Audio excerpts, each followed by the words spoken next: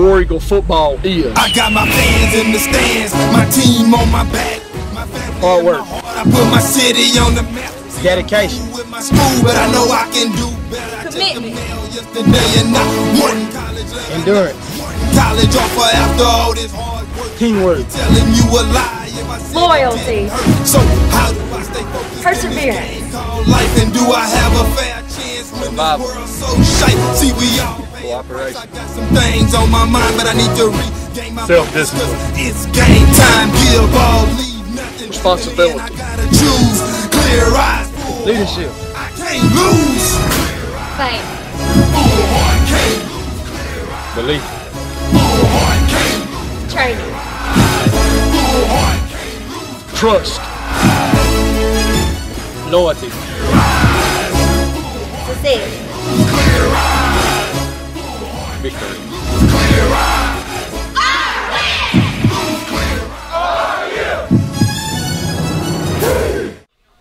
Good evening, Wayne County High School War Eagle football fans, and welcome to the First State Bank pregame show.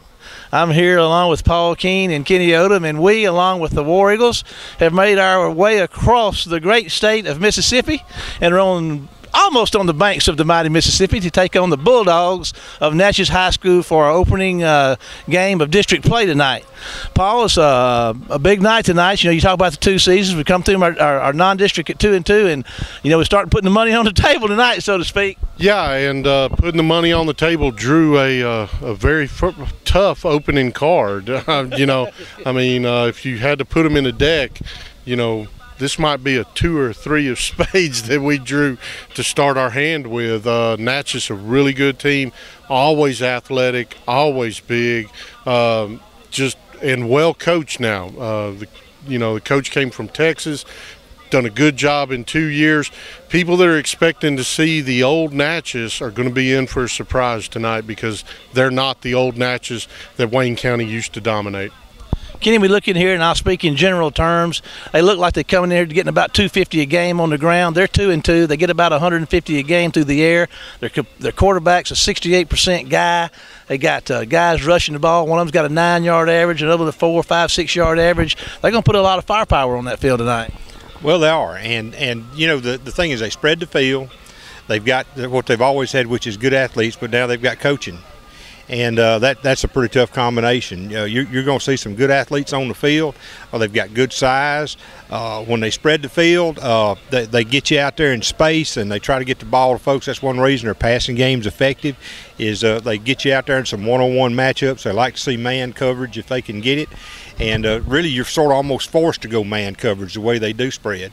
Then, you know, as far as the running game, they get you spread out, and then they bang it up inside. Defensively, what you see is you see a lot of good athletes that fly to the football. You know, I heard in the Coach's Corner this week, I was watching that, and you know, that y'all recorded that for Weibo, and we put it on WCWebTV.com and WC-WebTV.com, by the way. And he was talking about, Coach Bain was talking about the defense, how athletic they were and how they could man up on the corners and come in there and stop to put all those people in the middle. It's going to be a tough task for our offensive unit tonight. It really is, and Kenny on the way over here was ranting and raving about number 8 for Natchez and how the kind of speed that he has. I'm reminded of preseason. I've had a chance to visit with a lot of the coaches during the coaches clinic up in Jackson, and I'll never forget what Todd Breland, the head coach at Laurel, said. Now Natchez's coach is about my height, but he's a whole lot more muscular, a whole lot more muscular. And Todd Breland said, you know what the problem with Natchez is? And Natchez coach walked by, and Todd said, you know what the problem with Natchez is? I said, what? He goes, every one of his players built just like him, and they can run, and they can run.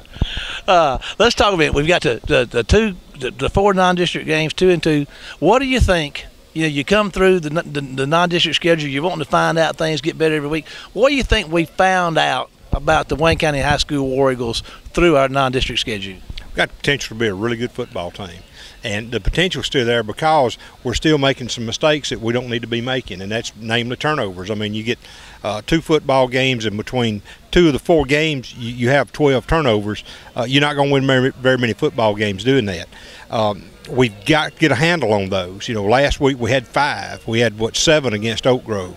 So you know, if we can do that, and I think last week demonstrated how our kids can scrap and come back, that offensively we can move the football, we can score points. But if we dig ourselves a 21 or a 14-point hole early in the ball game, then you got to spend the rest of the game trying to dig out of that hole and try to get ahead. You saw last week where we dug out of that hole, we got ahead, and then, you know, we just couldn't hold them because and part of that too was give Gulfport credit for this. That quarterback could throw the football through a thimble at 500 yards. I mean, he could lay it where it needed to go.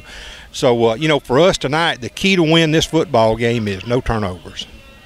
No turnovers. Well, as there it is, all our cards are going to be on the table tonight as we start district play against the Bulldogs here of Natchez. We're going to take a break to hear from our friends at First State Bank and be back with the head coach of the War Eagles, Todd Mangum, after this commercial. Everybody thinks it's best to be the biggest, so they try to outdo all the rest.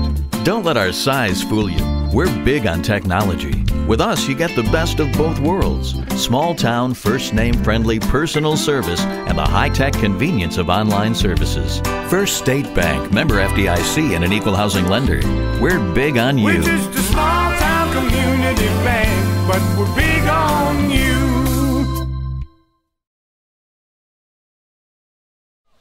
Welcome back to the First State Bank pregame show and our head coach, Coach Todd Mangum. Coach Mangum, we've come through the non-district season. We're getting into district play tonight, and we're going to start talking about Natchez, and we're going to back up and talk about Wayne County. But Natchez comes in here tonight. They're 2-2. You look at their offensive stats, 250 running the ball a game, 150 passing the ball a game. I mean, they've got guys that are 60+% pass completion guys, 9-yard, 6-yard run per yard per carry guys. This is going to be quite a task. It is. They have balance offensively, and they're sound on offense. They do a good job with, like you said, with both running and passing, and they're a sound, quality offensive football team on that side of the ball. Yeah. One thing that I heard you say in the coach's corner this week, you were talking to Kenny about it, and you were talking about how good they were athletically on defense, how they could man up and put pressure on with their corners and bring folks inside and load that box up.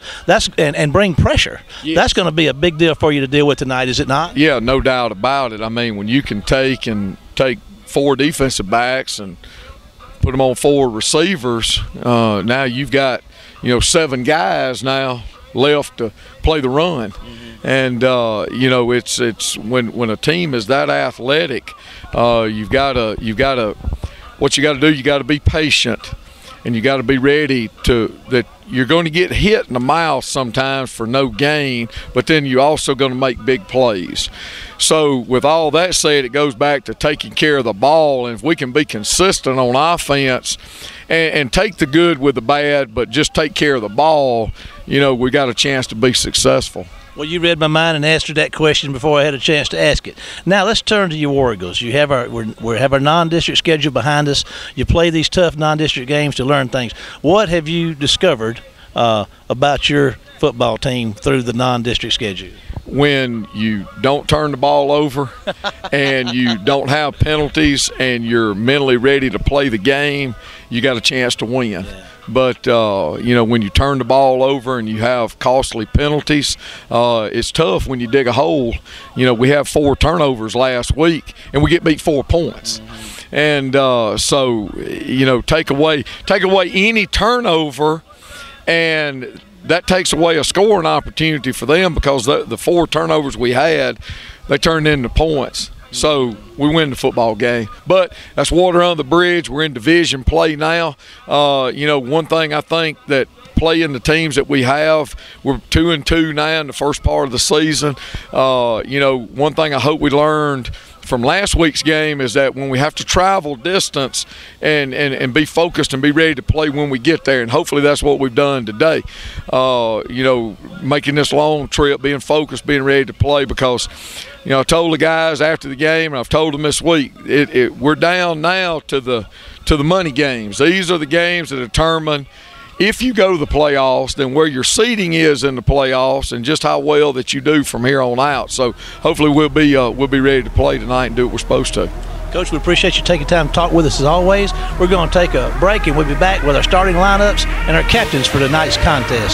See you after this break. I'm a beast. Yeah, I'm in my own zone. It's beast mode time, so go hard or go home. I'm a beast. Yeah, I got it on my mind. See, I came here to shine, so let's get it on the grind. I'm a beast. Yeah, I'm in my own zone. It's beast mode time, so go hard or go home. I'm a beast. Yeah, I got it on my mind. See, I came here to shine, so let's get it on the grind. Step up in the building, swagger on point, right? Put your seatbelt on, cause it's gonna be a long night. It's gonna be a long fight, but then again, maybe not, cause I stepped in my zone when I pulled into the parking lot. I'm about to get it in, yeah, I got it on my mind. Let's end this thing in regulation. I ain't thinking overtime, cause I didn't work overtime, and I ain't trying to overgrind. I transform the beast mode just like overtime, and I ain't trying to overgrind. I transform the beast mode just like I came here to ball hard. I love this game, it's all I got. That's why I'm going all out and give it everything I got.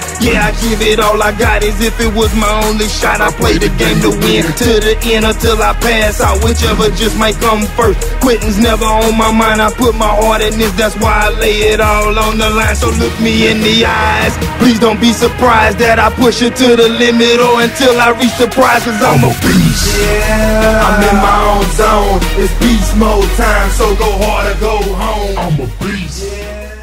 The food at Pop's is better than ever, and here's why. How are we doing today, guys? I'm the new kitchen manager. My name is Roger Raines here at Pop's Seafood and Steakhouse on Highway 84. We would like to welcome you guys to come back and see us again. We'll do our best to make sure that your visit here is a guarantee and that we have the best food possible. Hi, I'm Kay Beasley. I'm over the waitress staff at Pop's. We got a good waitress. We'd like to welcome y'all to come out, and we'll give y'all the best service possible. Come see us Thursday through Sunday for lunch and dinner. Here we are with our captains making their way out to the center of the field. Rico Roberts, Lacey, and McGill are our captains for tonight. Of course, you've been introduced to them. They're making their way out to determine the and for the Bulldogs, the Cohen toss. Kenny, we come in here tonight 2-2 on the year. Wayne County has put 39 points a game up, and while giving up 23 a game coming in. We're getting 381 yards a game offensively, giving up 272 yards a game defensively. We're getting 150 yards rushing a game, 230 yards passing a game. So we're a little heavy on the pass side, which that doesn't surprise us too much, I don't guess. No, and we've been heavy on the interception side. Yes, we have. But we're 63% on the completion side. But you're right. We're giving 103 up rushing a game and 170 up passing a game. We're averaging 3.9 yards a rushing attempt. And let's see right here. Wayne County looks like he have won the toss, like they did last week, and have deferred. So we're going to see Wayne County's defense up first tonight. And they've been giving up 3.3 yards a rush, and opposing quarterbacks have been at 51% completion percentage. Some of our leading defensive tackler, Jamal Poe, has got 28 on the year. Purnell, 22. Keyshawn Cooley, 21. Tyree Evans, 20. Ronald Lally, 20. Tremont Lofton, 19. Benito Jones, 18. Denzel Bonner, 17. Jaquan White, 15. Hayden Shelby, 15. And Tyler Hopkins, 14. And others. We're about to get ready for some other activities here, so we're going to take a break and be back with the first quarter after this commercial. It's a rivalry. They don't like us, we don't like them. Been that way since back when. I don't see it changing. It's a rivalry. So we come to ball hard, play this game, no hope hard. We come to unleash. It's a rivalry. They don't like us, we don't like them. Been that way since back when. I don't see it changing. It's a rivalry. So we come to ball hard, play this game. in district play over here in Natchez, and I tell you what, I noticed I really enjoy your coach's corner. I really do. And you know, you talked with Coach Mangum about this. Boy, this district thing is getting started in a hurry with Wayne County and Natchez, Lawton, Brookhaven, West Jones, and Pearl River Central. Like he said, there's 1, 2, 3, 4, 5, 6 teams that can make, you know, 4 of those are good football teams, and we're not discounting South Jones and Wingfield, but probably one of the top 4 teams is going to get a loss here tonight. Out of those 6 football teams, right, 3 of them are going to be in a hole after tonight. Yeah, it's a big deal. And it's like Coach Mangum said, this first weekend of district play, this first Friday night, is really a big one when you look at it, because when you look at the teams that are matched up, and you look at the possibilities of folks making the playoffs, this is a big night. Yeah. And this is a big football game for us, because if we can win this one, then we're 1-0 in district play. And this district may be, well, I know it is as competitive as any district in the state. It's going to be a slugfest all the way through this district. Tonight, we're going to be seeing this quarterback, Sidney Davis, number 1. He's 35 out of 51 on the year. We may see Anthony Robinson, number 17, some. He's 17 out of 28, but I think Davis is their guy. He's got 36 carries for a 6.7-yard average. John Ferguson, number 2, has got 40 carries on the year for 9.2-yard average, and Ty Terrell, number 3, has got 24 carries for a 6.7-yard average. You're getting 155 in the air and 244 yards a game rushing. So we're going to get to see this offense right off the bat. What you're going to see something that's wide open. They do a lot of stuff from an offensive set. And when they have a wide side of the field, they are going to stretch you all the way into the sideline on that wide side of the field. And just when you think they're doing something that way, they're going to turn around. They're going to send everybody blocking to the wide side, and they're going to run the option to the short side of the field. There's a kick that's taking it to 20, and they're going to get on the corner over there and make their way up the hash to about the 35-yard line. So Jaquan White, Benito Jones, Ron Lottie are going to be up front. Jamal Post coming in at linebacker. Hayden Shelby, Denzel Bonner, 44, 27 Parker, 11 Hogan, 23 Fidel, 3 Cooley. There's your starting lineup. Going to go with a 3-man front off the bat. And let's see, we got a quarterback, Kenny. That's number 16. Number 16. Well, I didn't get either one of them right on the information I got off of Max Preps, but we'll see here. Start out across the middle, and there's a hit. Not a bad throw, Kenny, but coverage. But he seemed a little tentative going up for it, because I can't say I blame him. Well, you ought to be tentative going into the middle and exposing your rib cage. Now, another guy that's going to be big for him tonight, offense and defense, is number 8 down here. This young man about him. You really like him. He can move, let me tell you. Here they are with trips to this side, to the wide side of the field.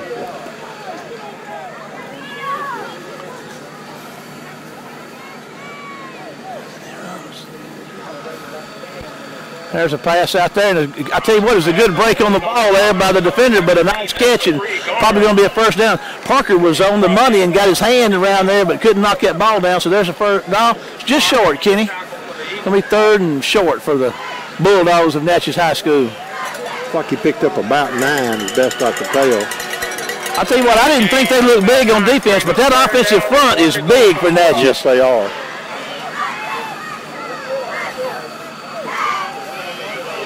And whatever play they run, they should run. And I may be wrong here. They may run to this side of the field.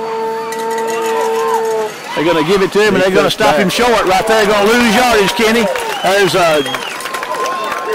Bonner getting out of there, and Ollie's out there, and Hogan.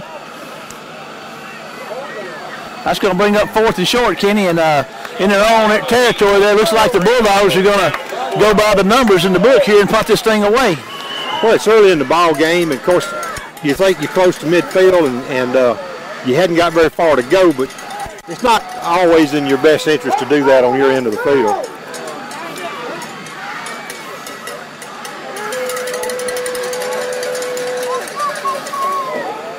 DJ's Sims back to receive the punt, if they actually do punt it.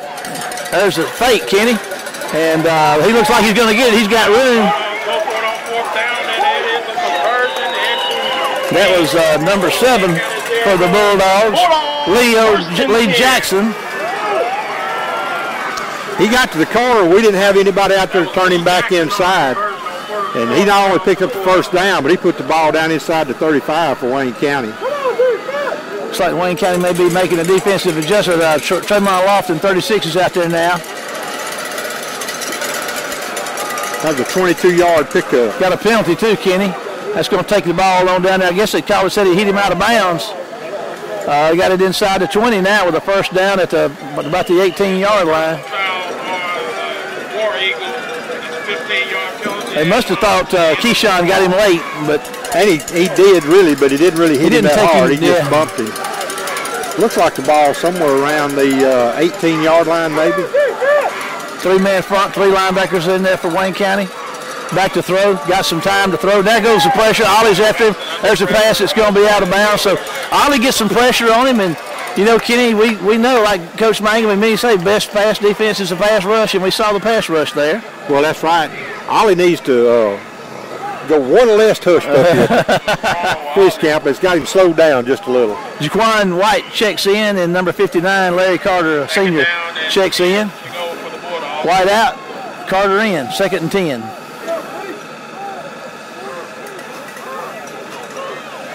Looks like they're going to sit. They got a whole bunch of stuff going on out there, Kenny. I think they got more people out there than we got defenders out there. Well, they kind of matched up on him, though. He's going to look to throw a bubble screen or whatever. There's good defense right there, Kenny. That's Tremont Lofton with a big defensive stop. He read that to perfection, and you could see that coming and did a good job to get on across the line of scrimmage, get off his block, and make that stop. They're going to lose Marshall back across the 20, somewhere around the 22, 23-yard line. I gave Tremont the credit, but now that might have been Poe. But whoever it was, number 1. It was a good stop. 3rd and long for the Bulldogs. Wayne County was a great defensive play there. It'd be either Lofton or Poe on the stop. We'll take it either way. They smelled that out and made the big play. And there's a look throw, got a man. They got some pressure on him. Ollie's after him, got him on the corner, got a little room.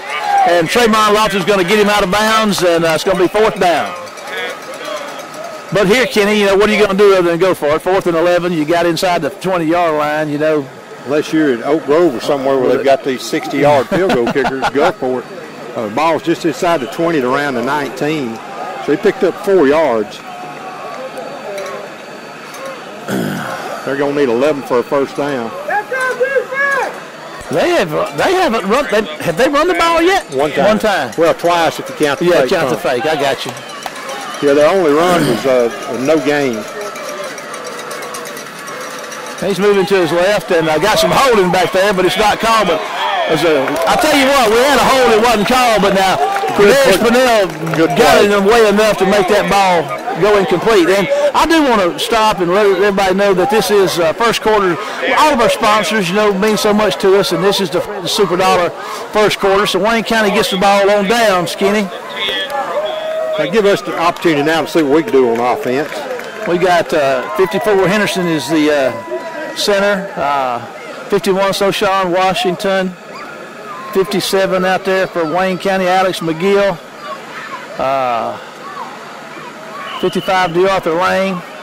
We got Hodo's your quarterback. I believe that's probably DJ in the backfield with him. Ramey's in here. There's a handoff up the middle, and a nice run by DJ, and he was just about. If he could have kept his feet, there's just no telling how far could he go, but it was a great effort on first down and good blocking. He just his head got too far ahead of him. Yeah. Nathaniel Smith, number 72, is out there. Phylon's the receiver, Ramey, Cortland Sims, and of course, DeJarvis Chambers is out there. There's your offensive starter. So a nice gain of about 6 yards on first down for Dallas DJ Sims. Hodo's going to hand it to him again. Here he goes, Kenny, right up the middle. He couldn't break it. People are running over folks. He's running like a man possessed down there, Kenny. Well, I'll tell you what, whoever that defender was in the gold headgear that got that forearm shiver, is possessed right now of a headache. That's 2 runs for Dallas right up the middle, and they want to establish this run, and Hodo has to gets a high snap, and they're going to have a little, well, you know, if it ain't broke, don't fix it. They went to the well the third time, and it didn't work. But it sure worked good the first 2 times. Well, I mean, that's trying to run this hurry up. And, you know, the thing is, Natchez just crashed everybody inside. Wayne County wound up lost a yard.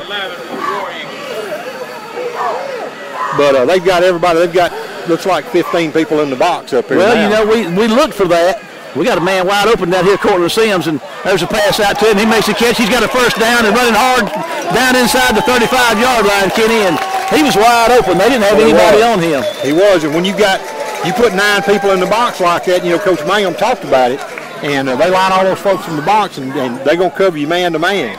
Sims comes in with 8 catches into this game for a 16.25 per yard per carry per average catch, and that was about good to his average. There's DJ running hard, and there's a penalty on the play. And 21 went for 21 yards in the first down. I believe it's spotted at around the 32-yard line, and it looks like it's going to be against. You know, I tell you what. It's against Natchez offside. You know, Coach Mangum talking about them pressing up and man on these covers and putting all these people in this box, and Wayne County's just started out saying, "Hey, that's not going to work.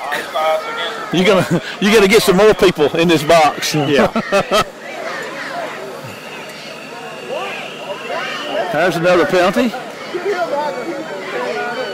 Maybe, I don't know what this one is. If they lined Looks up like they're lining again. up offsides again, Kenny. And there's going to be a first down for Wayne County.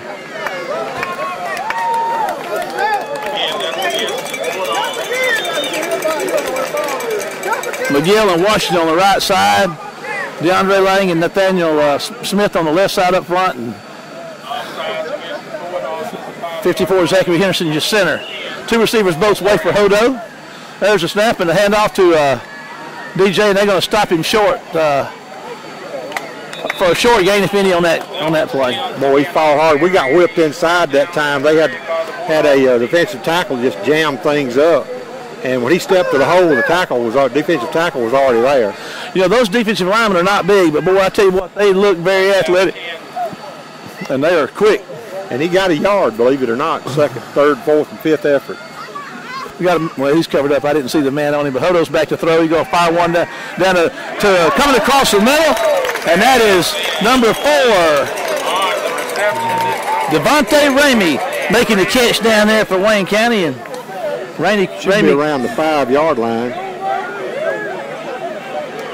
First down. First and goal from the 6-yard line. That's his 8th catch on the year. Came in tonight with 7. First and goal for Wayne County. From our angle, it's just hard to tell. I thought the ball got to the 5, but it must be on about the 6 then. You know, if he could have kept his feet, he could have got in the end zone, but he did what he needed to do. He made the catch. Hodo's keeping the ball, goes around the right side. Touchdown, Wayne County. Hodo made the fake. That's the first time, carried it in pretty much untouched till he got into the end zone. Yeah, it was, and just a good job. They ran the zone read, and he just read him collapsing on his running back, and he pulled the football and took it on into the end zone. Reggie Stewart out to hold for McCary, and Palmer on the snap.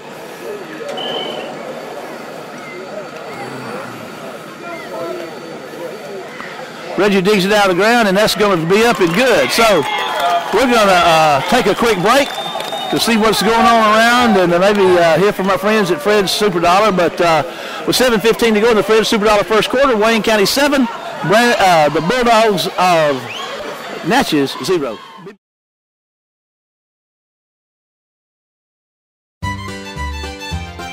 Ken and Tisha Snyder and Farrell West family-owned S&W Collision located on Mississippi Drive in Waynesboro will restore your vehicle to its pre-accident condition. Let us take care of the details. We specialize in auto body collision repair. S&W will handle your insurance claims for you. We make sure only quality parts and paint are used to restore your vehicle. An accident can wreck your car. Don't let it wreck your life. Come see the best. Come see Ken or Farrell at S&W Collision. Well, Wayne County did their deal off defensively. They got the stop down there on downs, and we got Paul King from the sidelines. Paul, what you got for us? Marshall, that drive, 7 plays, 82 yards, 2 minutes, 29 seconds. Not a bad way to get your offense started. They're off and running, Paul. Let's hope they can keep it up. Thanks for bringing that to us from the sidelines. That's Paul King, the publisher, editor, Mr. Everything at the Wayne County News. And there's a kick that's going to be reeled in down here at about the 30-yard line, and they're going to be on him pretty quick, and they're going to hit him hard at the 35. So pretty nice coverage right there. No return.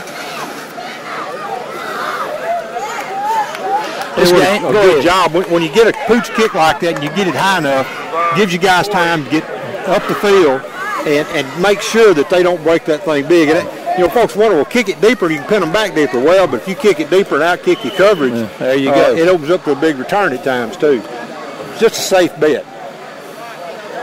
We got some new folks in there defensively. We'll get them for you. Another set up front. Tyree Evans. Bivens is in there. Tyree Evans is going to make the stop, and he's going to be joined in there by Quindarius Bivens. There's two sophomores, Kenny, on the defensive front right there. Number 5, Chandler Pewitt Jr.'s already also in there, so we got a new front. Everybody else is the same, our linebackers and defensive backs, but there's a new set of three sets of new legs in there to chase that quarterback. Good penetration on the inside, and so now you put them in a second 12, and one of the things they're going to do is go back to there. Now they've got their wideouts to the short side of the field and make the play away from it. Boy, a good defensive play. That was a good play, and Chandler Pugh had some pretty good pressure off the corner, and I tell you, off of the edge there, and you like him, he put his hands up, and you like to see him do that. That's being well coached. It's going to bring up 3rd and about 5, Kenny. Pick up a 7 yards. They only need 5 more, and this is where you've got to really be on your toes.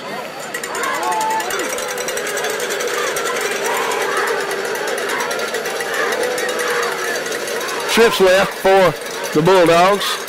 Staying in the 3-man front is Wayne County. They'll be coming hard. Those 3 down linemen will be. There they go. Evans off the corner. There's a pass across the middle. Nice catch, and going to be tackled by Evans. Cooley and Bonner and number 9 out there for Wayne County. I hadn't seen 9 playing defense. Let's see. That's Xavier Lampley. They got him playing some defense. He's been playing wide out coming in. They got him back there at safety. That throw was on the money, too. He made a good throw. Number 1 ran a good route, just sat down inside along the hash and got the football to him. A good throw and catch. There's Chandler Pugh gets the pressure on the quarterback, Kenny, and they had to get rid of it. Boy, I tell you what, I'm not so sure that could almost been a fumble out of bounds. Because if you don't throw, if it doesn't go straight, if you throw it back, that's a fumble out of bounds. That's a fumble out of bounds. And it sure did look. That's a good point. And I'm telling you, that's what they just called. Really? Yes. Oh, look, that's what I'm talking about now.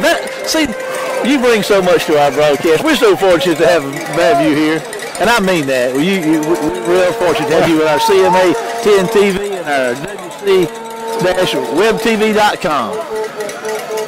Having a good time, Kenny. We love this high school football. We love football. Back to throw. There's some pressure. It looks like he's held. But just behind him. Tyree was working his way back there to get pressure on the quarterback, and good coverage, good pressure. Bring up 3rd down and 18 for the Bulldogs. So Fred Superdollar, first quarter, 6:12 to go. We didn't Wayne County up 7-0, and got the Bulldogs in a 3rd and about 18. Stayed in the 3-man front. I'm going to tell you, you got to think of rotating those 3-man fronts out there, and that offensive line's going to be wore out before this thing's over, Kenny, keeping up with these guys. You blitz a guy too long, and you're going to keep them occupied. And this is where you've got to make, where Natchez has to try to stretch the field now, because they've got 3rd and about 17 or 18, so they've got to get the ball down the field. Tyree Evans gets some pressure. Chandler Pugh getting after him. Kenny misses him. Quindarius Bivens chasing him. He just throws it out of bounds. Good coverage, and there's a flag. What's that going to be? Intentional grounding.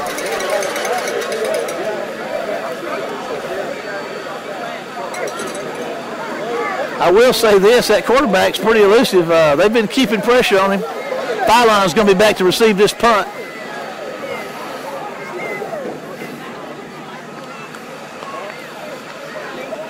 I think what Natchez is going to try to argue, which they're not happy about it, but where he threw the football, there was not anybody. And now you can argue if he was out of the tackle box or not, but he hadn't got all the way outside the hash over there either. And that's a big thing about that. You don't have to decline that because that's a loss of down with it. That's right. So that's a really costly to the Bulldogs. So that's going to make it 4th and about 23. I doubt they faked this one. It would not be a good time for it. But we've seen stranger things. And what should come out of this series, is Wayne County with good field position. Yes, you are right. Let's see if Fallon can scoop this thing in here and maybe get some real good field position for Wayne County. Let's see. We should have the football on the Natchez side of the 50 time the dust settles. There's a snap. There's pressure, and they get after him. They block it, Kenny. Touchdown, Wayne County. That's Tyree Evans, number 99. I don't know if he blocked it. He's already blocked one this year, but blocked it and got to points. That's the second punt I think we blocked this year. Well, it couldn't have come at a better time. Tyree's a sophomore that they're really high on. I mean, he comes in tonight. Let's see here. Playing defense. He's one of our leading tacklers. There's the Palmer snap. Kick is up, and it's good. Wayne County's going to be up 14-0. Let's see. Evans comes in here. My eyes are getting worse, and my glasses are too. Evans comes in here with 20 tackles on the year. You know, so he's one of our leading tacklers. He calls fumbles, recovered fumbles, and he's just a real big motor on that kid, Kenny, and they're high on him, and he's really playing up to his billing. I'll tell you what, just a good, clean play. They got back there, got the block, the ball rolled into the end zone because Natchez was having to punt from the 36, and by the time you put your punter back there, he's somewhere around the 26 or so, 25. And, there's not anywhere else for football to go but back that away. And, he scooped that thing up. It's one thing to block it, but now to pick that thing up, that old oblong ball, to pick it up can often be a pretty good task, too. It's not easily done, but he scooped it up like a shortstop, and it was 6 points, Wayne County. Well, as one who has been scolded numerous times by a coach in his life, I can tell you the coach staff say that's all great. Just jump on it next time. Don't try to pick it up. Just cover it up. Wayne County must have been offsides. We saw that at Gulfport. Gulfport was, I believe, offsides 2 or 3 times kicking off. Every time they kicked off. And so we've obviously learned something from the Admirals last week. And we could probably just as well be better to leave behind. And he went to kick that one deep. And I just got to stop and say right now, there's a pretty good crop of mosquitoes over here on the banks of this Mississippi River. And they've been well fed. And these mosquitoes are on the Atkins diet, nothing but protein. Low carb. Of course, if they bite into me, they're going to get sugar sweet sick. He's just going to kick one. It's going to be reeled in down here. He's going to be caught on his knees inside the 30. So the Bulldogs will be in business, trailing 14-0 in the Fred Superdollar first quarter. And as we figured, White, Ollie, and Benito Jones check back in on the defensive front. Got the official timeout. Got the old official timeout. So we'll take ourselves in a timeout, be it though unofficial, and hear from some of our friends and things that are going on in Wayne County football land, and be back after this break.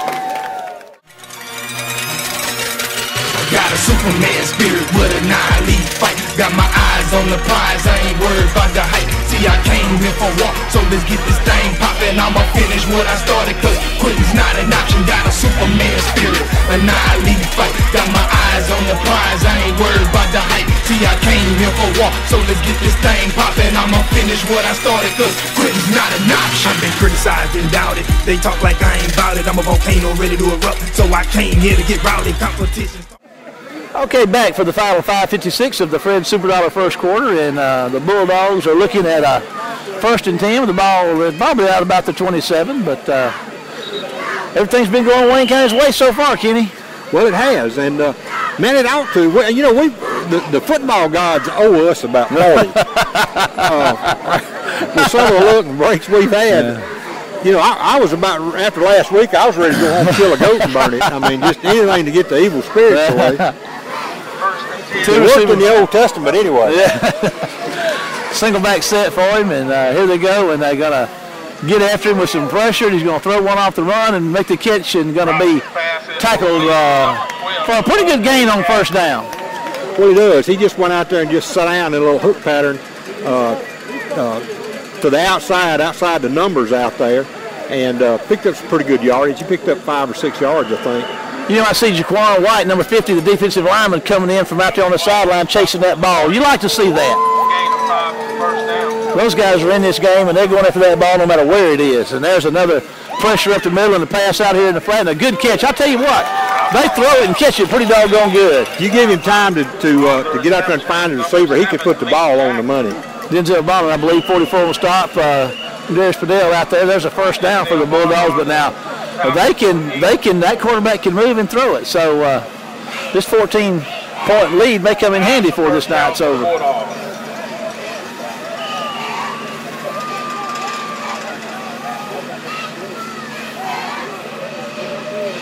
First and 10 for the Bulldogs. Wayne County 14-0. Inside 5 minutes in the Fred Superdollar first quarter now. He's back to throw. There's pressure up the middle. And that's a throw coming across the middle. Nice catch and big gain. And Benito had a broke clean up the middle, but the quarterback did a good job maintaining his composure and delivered the strike and a nice gain. Little bubble screen out there coming back to the inside. And boy, they just did a good job. And you got to give the receiver credit too. He found a hole and got in it. Picked up the yardage out to the 46. There's a handoff up the middle, and no, the quarterback's keep it. He's going to get around the corner and get himself a first down. I took the fake, and Robinson gets himself a first down into War Eagle territory. Don't you hate it when you do that? I'm telling you, I do it a lot. I'm blind in one eye and can't see out of the other. That does put the ball back in Wayne County territory. He's looking at the throw, going to fire one out there. Oh, there's a break on the ball right there, and I can't see who that was.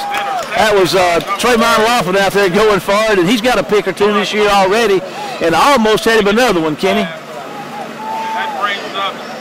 215-pound junior linebacker, about a 6'2"er. Kind of whistle here. Looks like they're waiting on something to get set here. Oh, it's the down marker. Down, that's a little tall for him. He's having trouble rolling that thing over. Oh, there's well, good call that time. Good job by the quarterback. You see that defensive pressure coming through there. You just got to believe sooner or later that's going to be a train wreck in that backfield. Well, one thing you got to remember is, and Benito will learn as he plays more, is that it's good to blow through there, but when you get there, do something. And you got to have your head up and be looking. 3rd and 6 for the Bulldogs inside War Eagle territory. They're at about the 40-yard line of the War Eagles. There's good pressure again, and there's a tip ball, and he can't quite catch it. And there's Hayden Shelby out there on coverage. Going to bring up 4th down and about 6 for the Bulldogs. You know, Hayden did a good job to stay with that defense because, that ball went up in the air, and Hayden was getting after him and didn't allow him the opportunity to make a play on that ball that he had tipped. And we're doing a much better job so far this week of staying in our positions till the ball snapped, our down guys. There's some pressure. The pass across the middle, he makes one miss, but they can't get away. They're going to be turn the ball over on downs. Lofton's out there, and Parker's out there, 27. Cooney's out there, so Wayne County gets the ball back again. I only picked up a yard on that. First and 10 from their own 38-yard line. Just a good job, and the thing as a receiver that you have to try to understand is that when you're short of the first down like that and you get a ball and you're running across the field, you got to turn up the field to go for that first down marker. And we've got one right there that'll turn it up the field. That's Elijah Pugh, and here he goes putting his head down and pushing the pile for about 2 or 3 yards. We'll see where they spot him, maybe 4. Number 7 checking in. Elijah's been a very busy individual this year. He is 4.25 yards per carry. He's our leading rusher in yards per carry. DJ Sims checks back in. He's a 3.75 yard per carry guy. He's in there now. He's going to get the ball to head around the corner. They got pressure on him, and they're going to sack him. We didn't get a block not sack him, but tackle him for a loss. Yeah, behind the line of scrimmage. Yeah, he was on his own, wasn't he, Kenny? He was. We just did not get our block. If we got our block out here on this linebacker, the guy on the corner, we had a chance to pick up some pretty good yardage, but it's going to be a loss of almost 3 yards. Washington and McGill. After loss of 2 on the play, bringing up 3rd down and 8. Henderson. There's a throw to Jarvis Chambers, makes a catch, and he's trying to make people miss, and he's going to have a nice game, going to be about a yard short. Kenny, what do you think Wayne County's going to do? I would be surprised if we do anything other than punt. There they go. They're sending the punting team in. Early in the ball game, the ball's around midfield. You get a chance to pin them back inside their 20. David Hodo's doing the punting tonight. No, I'm sorry. There is Roney's in. I know Roney's our punter, and he didn't punt the last couple of times at Gulfport, but he's back out there tonight. Palmer's the snapper. Sims is the up back.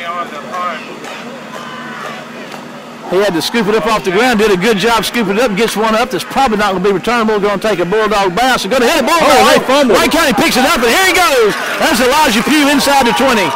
And this can't advance it. It's a muff punt. Okay. So Wayne County's got the ball back. So again, Kenny, did say you'd burn a goat? Is that what you said? It worked in the Old Testament against the Hittites. But those stalactites will get you every time. Yeah, right in the head. And if they don't get you, the termites will surely get you. Pew on the scoop that thing up. Now he's back in there at running back. Trips left. A single receiver right. I believe it's Wallace down here to the right for Hodo. Hodo's going to hand the ball up the middle of Pew, and he's going to run hard. Breaking tackles. Here he goes, Kenny. Making his way downfield inside the 15-yard line. First down, Wayne County. Well, just a good job on just simple zone read, taking the ball up the middle, and you go where the daylight is. Pew does a really good job of running the daylight. That's the best thing about him. I tell you what, you notice the strength he exhibits. They hit him high, and he just shoved them off of those shoulders. He's a strong kid. Hodo's looking to throw. He got some bumping and shoving going on there. He's trying to get the ball to Wallace, but there's a no call. Number 19. Ramik Wallace. Raymond Wallace, depending on the play, is number 17, Capri Garner, bringing up second down and 10. Wallace comes in with 3 catches on the year. He would have loved to have had that one. There's a handoff. Hodo's going to keep it around the right side. Going to cut upfield and going to bit inside the 10 and push down to about the 6 with a nice gain on second down.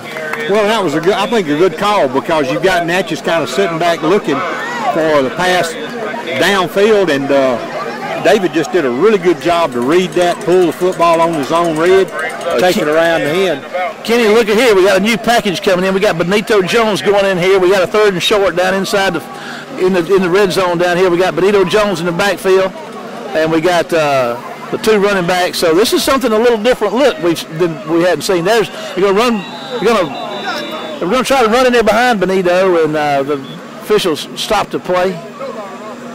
And it's against. Hodo says it's against the Bulldogs. If it is, it'll be half the distance. I don't know if it'll be a first down or not, but it's going to be close. Oh, it'll be a first down. Okay, first and goal. Put the ball inside the 5. This is the first time we've seen this personnel alignment this year, Kenny. Against the Bulldogs. Be a first and goal. That's going to give the War Eagles a first and goal from the 3. There he goes. Boom, touchdown, Wayne County, as C.J. Sims carries it in behind number 95, Benito Jones. So good job by Sims. Just a good package there to have. I guess that's one of Coach Mangum's tricks he's been saving for district play, huh? I see you smiling over there. We hadn't said much about it. Somebody asked me about that this week. Do we not have a heavy package? I said, well, we might. Well, I guess we do. We saw Derikas Harris, number 85, in there tight end, 95, Benito Jones behind him. And then, of course, we had 2 running back set, a power set in there, and it worked. Touchdown, Wayne County. 51 seconds to go in the Fred's Super Dollar first quarter, and Wayne County is up again. I don't ever get tired of saying that, up 21-0. Did I say we were up 21-0? We'll take a quick break. No, let's don't do that. I'm just throwing you a curve there to our cameraman, Ken Roberts, and we'd like to appreciate all the work he does, and Rebecca Caldwell's down on the sidelines taking pictures to bring you snapshots from what's going on in War Eagle football land. And again, we want to encourage you to watch our productions as we show them on CMA 10 TV on Tuesdays at 7, and then on Thursdays, I believe, at 8, and Fridays afternoons at 3 o'clock, and then on demand on www.wc-webtv.com. And here's the kickoff, and it's going to be fielded down here about the, push it on the ground, Kenny, and they're going to have to cover it down to about 31. You know, the wheels on the bus for the Bulldogs they're having a hard time spinning right now. Well, the thing is a couple of wheels have come off. We got a new rotating the defensive front out. Got a fresh set of legs up front with Chandler Pugh, 45, a junior, Quindarius Bivens, 98, a sophomore, and Tyree Evans, 99. You know, all of these guys are going to be back again next year, Kenny. So, you know, we're not even through with this one yet, and we're getting to see, you know, a good dose of our present and our future out there. Jamal Poe, 32, is a linebacker in there with Shelby.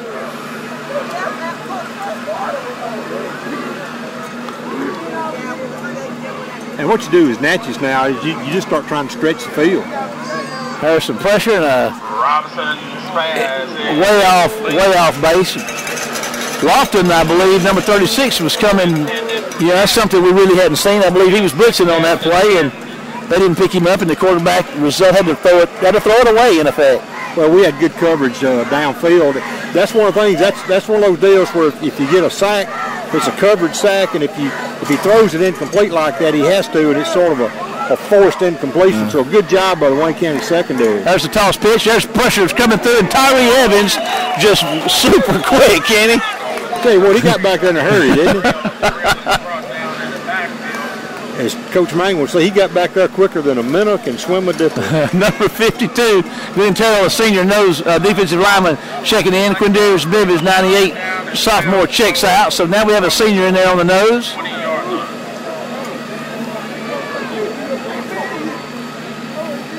Looking to throw. He's looking downfield and goes through his. Oh, my goodness, what a catch. Puts the ball on the ground, and Wayne County's got it, I do believe.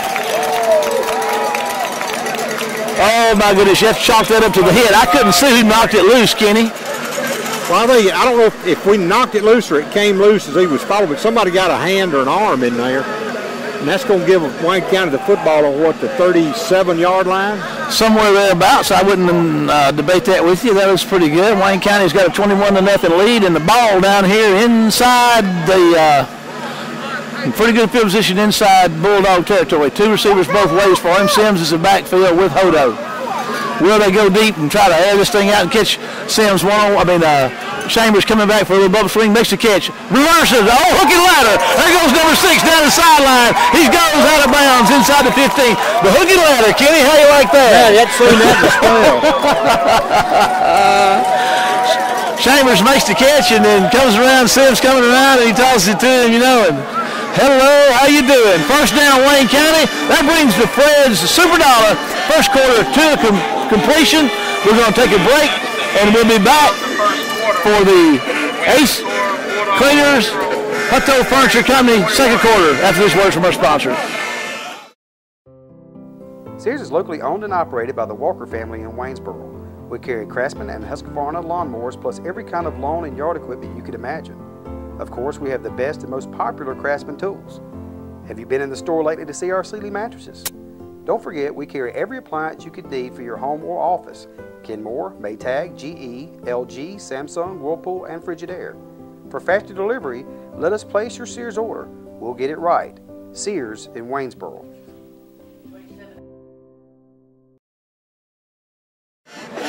Kenny, let's talk about that hook and ladder. You were commenting about that. You know, I mean, it looks great when it happens, but I'm gonna tell you, that just doesn't happen. That is a tough thing to execute. I'm gonna tell you, you don't realize how hard that is to do, and more often than not, it's a mess. And there's more than 3 things that can go wrong and be bad there. Like, you know, they say when you throw a football, 3 things can happen, 2 of them are bad. You run that play, and if you don't execute that, there's about 5 things that go bad. And it's a great job, and like we're talking about off the air here, that you get a pass completion for no yardage, but you also get a rush for 19, all in the same play. That's great. Odo's going to hand it to his running back up the middle. There goes running hard is Elijah Pugh. Kenny.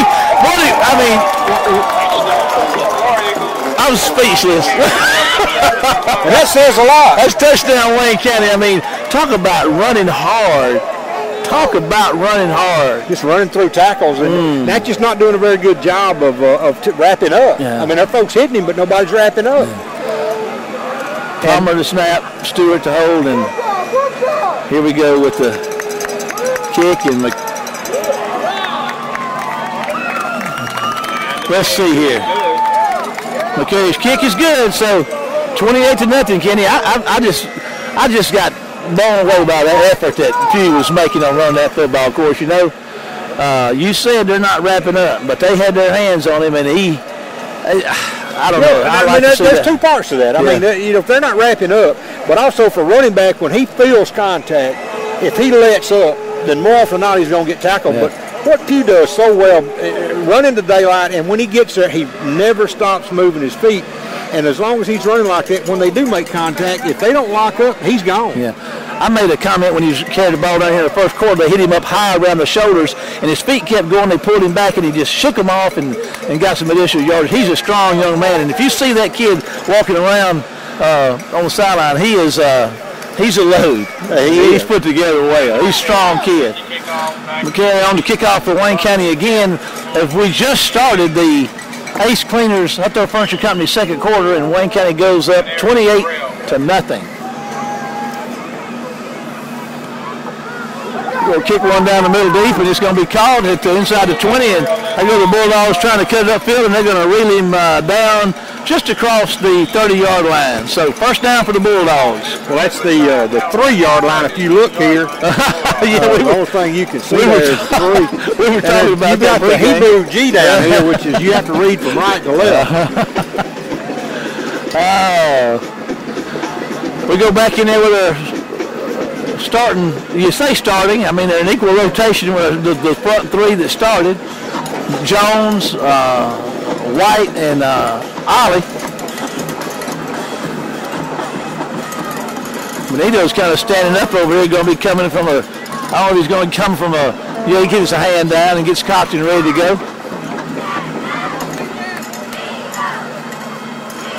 There's back to throw again. There's a pass out here to the flat, going to be one hopped, and he looked like the ball just didn't leave his hand well on that one. It kind of got away from him. 2nd and 10. Didn't have the distance.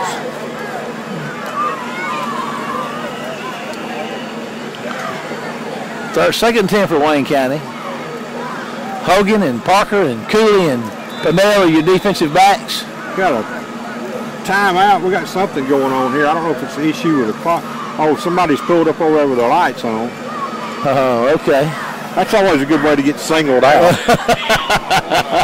You know, they do it at baseball fields and stuff all the time. Folks just don't think. They pull up, don't turn their lights off, pointing toward the playing field. We're going to have a little pressure back here. there, and he's going to shake them and going to pull up and throw the ball downfield, and Lofton tries to get to it but can't get to it. Receiver fell down. 59, Carter checks in. They're getting pretty good pressure on that quarterback tonight. I'll tell you what, having the luxury of being able to rotate guys in and out, there's just not many places that have that luxury. We are very fortunate defensively to have the number of guys that we do, the depth on that defensive line. And look, that's a credit to Coach Bubba Davis. Yes, it is. And that's a tradition here at Wayne County because, you know, we've been doing this. I mean, you're right, not to sell Coach Davis short with the talent, but this is something that we typically do. Jones gets an early jump. Be offside. And, he's going to get after him. Did they throw a flag on him? No, they didn't, but I thought Benito beat the ball to the quarterback. He sure looked like it. It's going to bring up 4th down. That brings up 4th down for the Bulldogs. Tyree Evans, number 99, the old punt blocker, is checking back in. Let's see if he can get another one. Sean Fireline, 22, is back to receive the punt. You can call him a lot of things, just don't call him blocking. Mr. Block. That's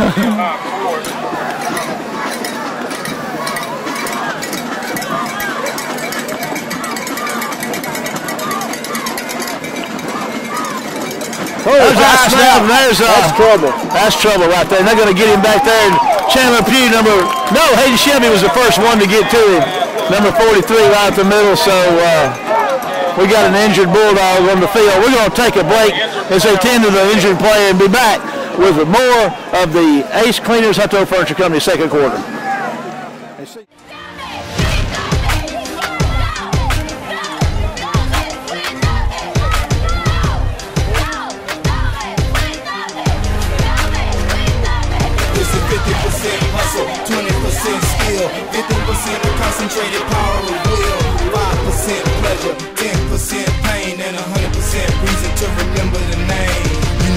time it is. It's time that we get it in, so make no mistake about it. These boys play the game to win. It's all about hustling, it's all about heart, man. So keep the defibrillators not needed to spark them. You feel the intensity, the energy in the air. This window of opportunity, these moments are very rare. So how can you even dare a question our destiny? 100% effort, yeah, you getting the best from me, but never the best of me. I give it my all. Y'all lost it. Here we go with our power package back in. Sims at tight end. We got Benito Jones in there in the backfield, and Pugh and DJ Sims deep. And they're going to hand it to DJ. And here he goes with the big hole. Touchdown, Wayne County. The power package is 2 for 2, Kenny. Well, it's working. You might as well stay with it. You ride that mule and it sits down. Well, I'll tell you, it's 11:18 to go in the second quarter, and Wayne County's up 34-0, trying to kick another extra point, and this one has gotten out of hand quickly.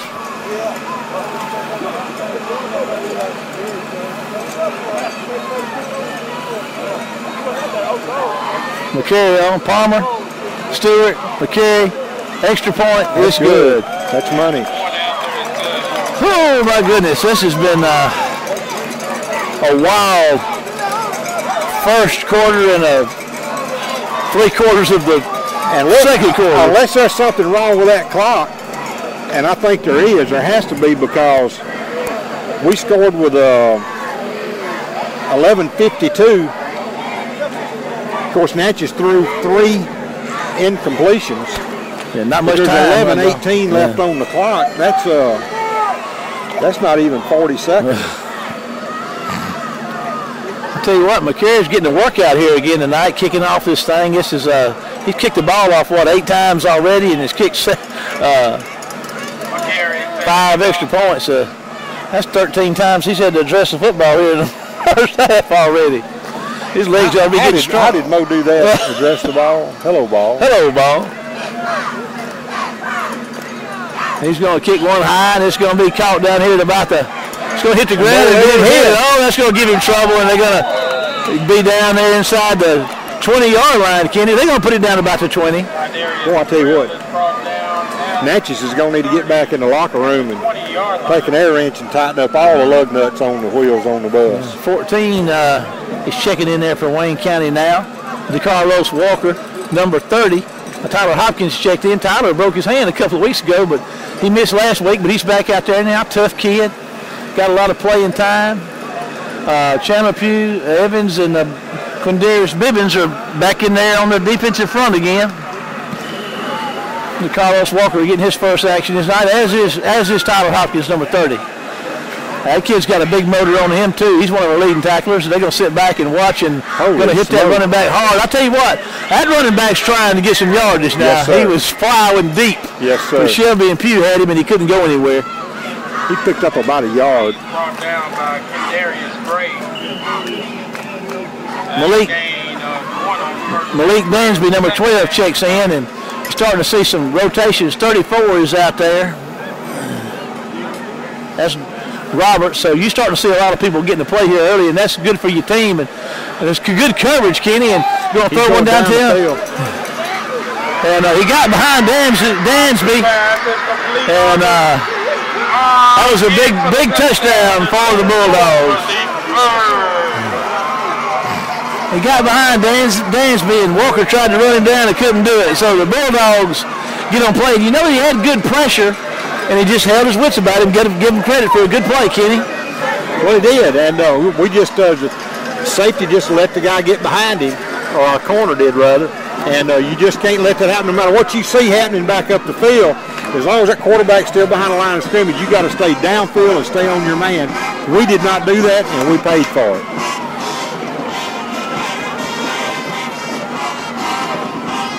Natchez on the try for the PAT.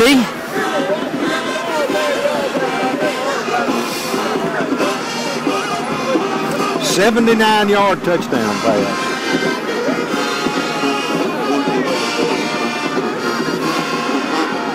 Snap is up, kick, and I don't know, is it good? It's low enough. I'll tell you what, he skinned it right through there, Kenny. So that brings the score with 10:31 to go in the Hutto Furniture Company Ace Cleaners second quarter. We'll take a break and be back after this commercial. Hi, I'm Robert Lapath, and here at Newsome's, it's my job to make your house a home. Our cabinets are affordable, yet extremely custom. If you're interested in a hand-built, top-of-the-line cabinet or more affordable quality pre-built, we've got it. Thinking about new floors? We have the best selection of quality floors, plus we offer custom design at no charge. We offer hardwood, ceramic, brick, carpet, custom showers, granite countertops, and much more. When we do it, it's done right. Newsome's Affordable Cabinets and Flooring, making your house a home. Okay, Wayne County will be receiving the kickoff for the first time tonight. We got DJ Sims and the Jarvis Chambers deep. Let's see what the Natchez Bulldogs elect to do with this kickoff.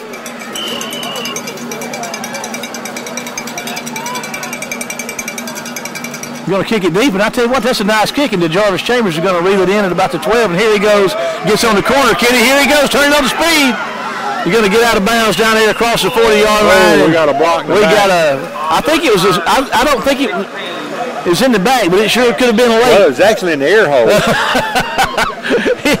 He could have let that one go. He should have let that one go. Somebody's head on. We got some new personnel out there now. We'll get to know. We got a new Don Hodo's still out there. Number 85, Dorikas Harris is in there at tight end. We got Hodo's in the quarterback, and we got Pugh out there with him. Got a stoppage of play, and gonna be illegal motion probably against Wayne County.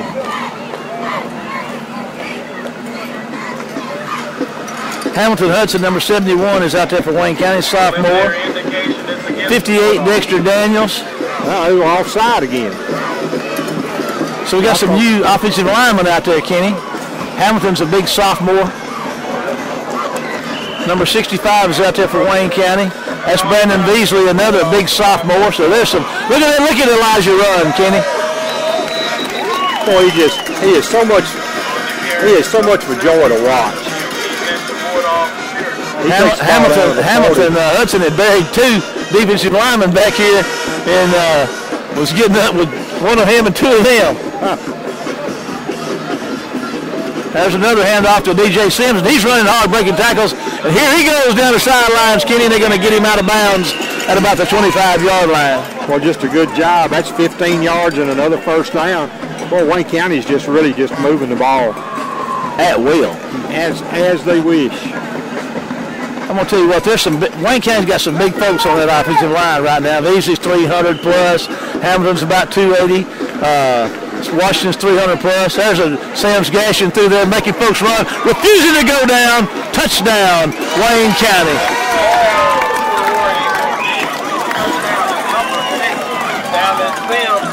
Doesn't take long, 3 yards, 3 plays actually to go 58 yards. There's two things you can say.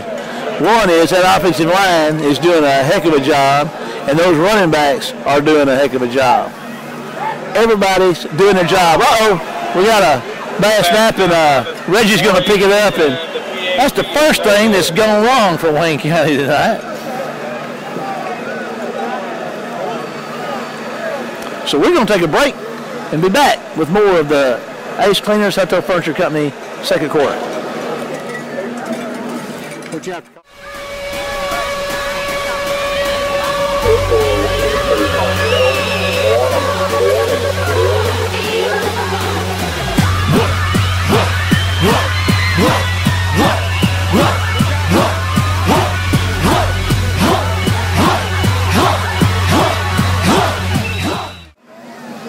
Welcome back. 9:57 to go in the half, and in the Ace Cleaners Hotel Furniture Company second quarter, and Wayne County is up 41-7.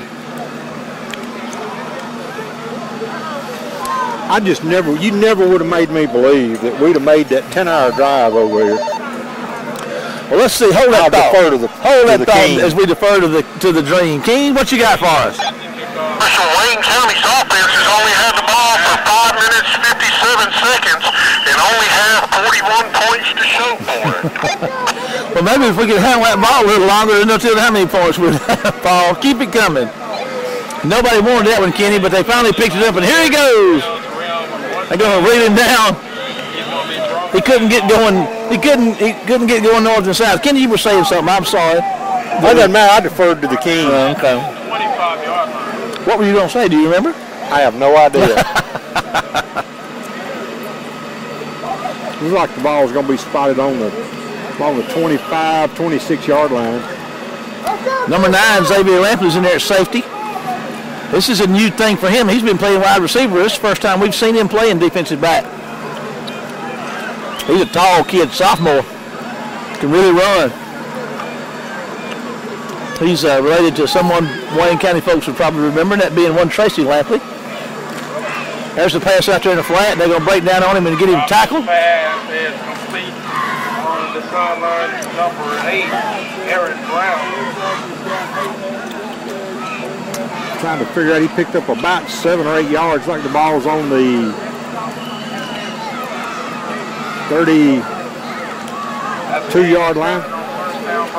Second down and 3 for the Bulldogs. There's a pass out here in the flat. They make the catch. You get a big hit. Cooley hits him hard, but to give the receiver credit, he held on, delivered a hit on his own, and got a first down for the Bulldogs. Ball's on just inside the 39 mark, so I think. 39.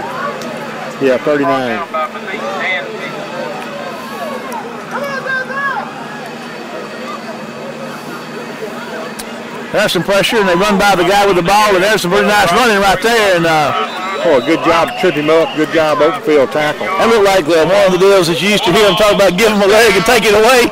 He gave one of those Warrigal defenders a leg and took it away and took off to the races, but got himself a first down. So Bulldogs starting to have a little success here, trailing 41-7. Well, they should, because they're playing the JV right now. Oh my goodness! He was with you when you go. Glenn Terrell gets back there on him, and I tell you, he was trying so hard to pick that ball up. He was frantically going after that football. I'll tell you what, it's great to be a running back, but you have to carry the ball with you when you go.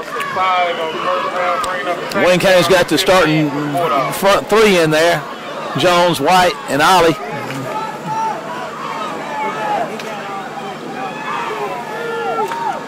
There's a pass coming across the middle, but trying to get a little short pass out there at the hash. Shelby's on the coverage. And the intended receiver was number 12, Devontae Gaston. One of the things, though, that number 12 had on his mind was, will I live?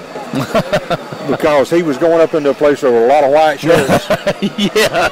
And I'll tell you, as receiver, that will cross your mind. Yes, it will.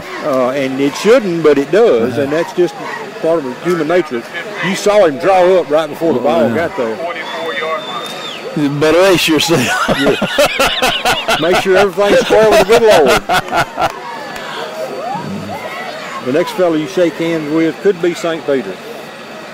There's some quarterback with some time to throw, and finally Benito Jones is going to get after him and knock the ball loose. Got it. Reach down and pick it up with one hand. It looked like Jamavian Clowney out there. He had the quarterback in one arm and reached down and picked the ball up with the other. And I guess was going to take him with him to the end zone. What a play. What a play. That's what we're looking for out of that sophomore. Very talented young man. And, the quarterback had some time. It looked like nobody was getting to him. And, all of a sudden, boom, Benito just exploded through his blocker. And Reggie Stewart's in at quarterback. Fast Freddie Jordan's in there, number 5. So 89's out there for Wayne County now. Wesley Franklin. We got a bunch of new folks. We'll try to get them for you. Let's see what Mr. Stewart's up to. Reggie can really throw this football now. Don't forget about that. He's going to pass one out there to number 89. Makes a nice move, and here he goes, Kenny. A little shake and bake going to be down there inside the 10. That's Wesley Franklin, a sophomore wide receiver, and Reggie was right on the money with that. Franklin is inside the 5-yard line. Fast Freddie Jordan, number 5. You're going to probably see him carrying the ball here in a minute. Tell you what, we've had several first and goals tonight, have we not? Yes, we have, and that's first and goal. That's at about the 5, isn't it, Kenny? About the 4, looks like. Let's see if old Fast Freddie can get him a touchdown here tonight, number 5. Well, Reggie's going to chunk one down there and going to throw it in there, and it's going to be incomplete. I'll tell you what, that's a good defensive play, Kenny. Yes, it was. Reggie just got the ball in the wrong place, and he just didn't see that blue jersey between him and his receiver.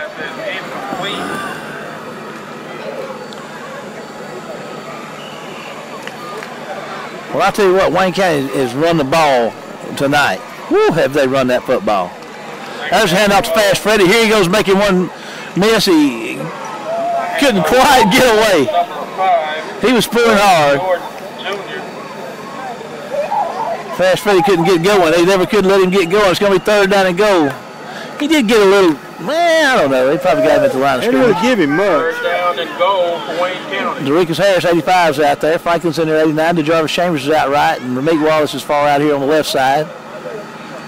Reggie's going to look to throw, going to move to his left. He's looking down here, going to fire one down there to Wallace, and he's going to make the catch. What a throwing catch right there, Kenny. Touchdown, Wayne County. Yeah, good job, good job. You know, he threw that ball moving to his left. He's a right-handed quarterback. Threw that ball moving to his left on a bullet right there on at the end zone line. That's not an easy throw to make. It is not. It is not. And the thing is he had a good presence of mind just to keep moving until he saw enough opening and throw the ball through, and he did a good job putting it in one spot that he needed. And now we got our kick and snap. Palmer to Stewart to McCary, and the kick is good. So we'll take a quick break to see what's going on in Warrigal football land and be back with the Ace Cleaners Hutto Furniture Company 2nd quarter after this break. Got my fans in the stands, my team on my back, my family in my heart, I put my city on the map. See, I'm cool with my school, but I know I can do better. I checked the mail yesterday and not one college letter, not one college offer after all this hard work. I'd be telling you a lie if I said it didn't hurt. So how do I stay focused in this game called life? And do I have a fair chance when this world's so shite? See, we all pay a price. I got some things on my mind, but I need to regain my focus, cause it's game time. Give all, leave nothing. In the end I gotta choose. Clear eyes, full heart, I can't lose. Clear eyes, full heart, can't lose. Clear eyes, full heart, can't lose. Clear eyes, full heart, can't lose. Clear eyes. You were just saying we got 8 minutes, 12 seconds left in the first half, and we're up 48-7. I don't think I've ever seen that Wayne County team ever score this many points in a half, ever. Florence. Yep, you're right. That was 01 or 02. Yes. Yeah, I forgot about that. That one still stands in War Eagle lore as the quickest the ball game was ever over. It was right after the opening kickoff. Yeah. Well, the Bulldogs have got themselves a 1st and 10 out of close to the inside their own 40-yard line. Tyree Evans, Chandler Pugh, and Quindarius Bibbins up front. Roberts and Walker are your safeties.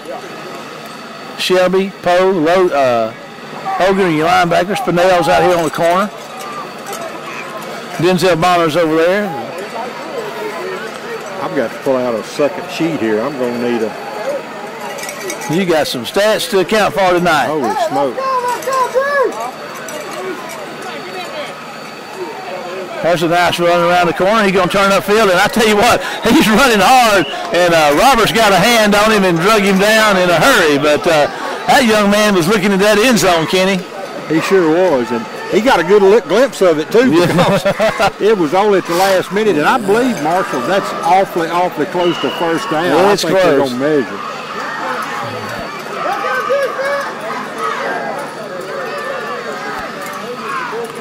I believe you're right, Kenny.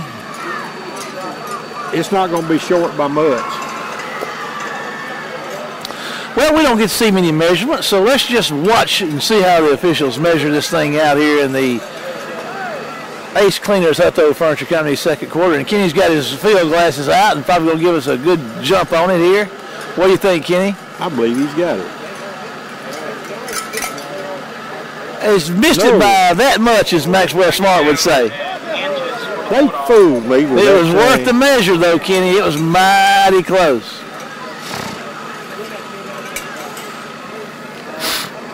Mighty close.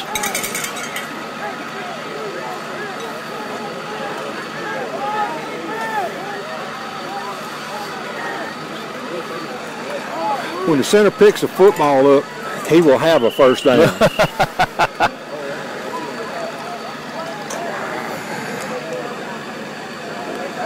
Oh, here we go. Watch the ball, gentlemen. Watch the ball. You think they've heard that this week, Kenny? Oh, I know they've heard it this There's week. the pass down. Pennell's got coverage. Gets his hand up and going to be incomplete. Can't blame him. 2nd and inches, take a shot downfield. Absolutely. Not a bad call at all. Some people, well, why you just go and get the first down? Hey, look. We got 2 more plays. Yeah, you still got 2 more shots at about 6 inches. So. Defending on the play is Kendrick Parker. That public address announcer, bless his heart, he's worse at spotting these guys than I am. Well, I say this. He's trying. I won't say this because I can't say anything about some of the crews we've seen over the years. Quarterback's going to try to keep it himself, and he's going to wait and wait for it to open up and get himself a first down. Steps out of bounds across Inside War Eagle territory. First down for the Bulldogs. Should be right at or right across midfield. Not sure exactly where they'll spot it. 7:32 to go in the half, and thereby Hutto Furniture Ace Cleaner 2nd quarter. Trips right for the Bulldogs.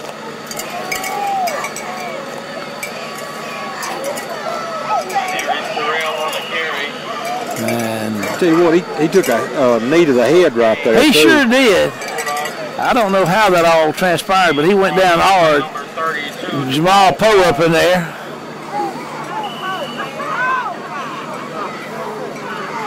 Second 8 for the Bulldogs.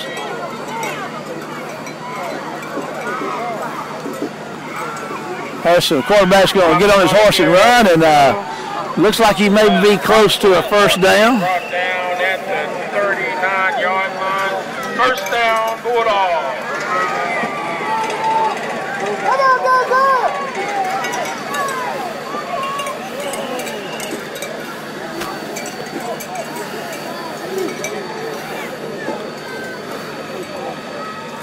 Pitch and catch out there. First down completion. That's Aaron Brown on the reception. Ollie, White, Jones, and Keyshawn Cooley are checking in.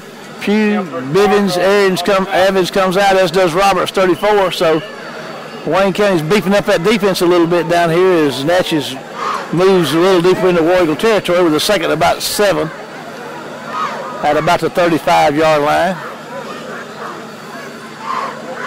And that's going to be stopped by the War Eagle defense, and I don't know, but that looks like Jones and Ollie maybe.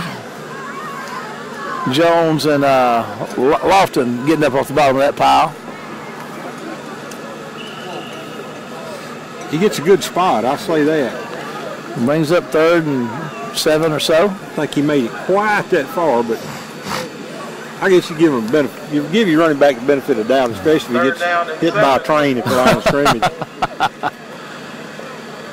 There's a handoff. Oh boy, I tell you what, he was headed one way, and then the minute he got hit and was going the other way, Keyshawn Cooley put a big hit on him.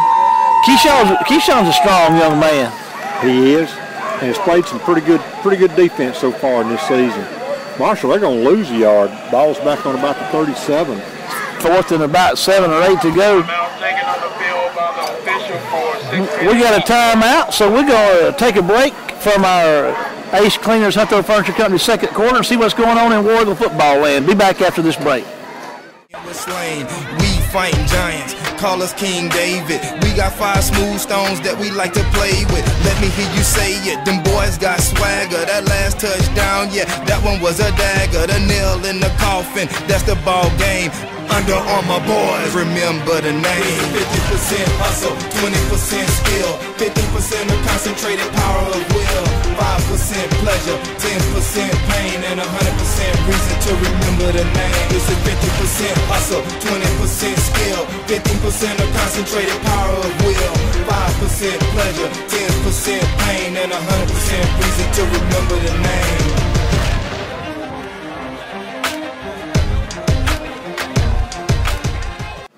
Welcome back, and we keep that defensive unit out there on 4th and maybe 8 yards to go. I believe you're right, Kenny. They did lose yard. Wayne County's got that pretty much that starting rotation out there now. On the defense, try to get the ball back on downs here.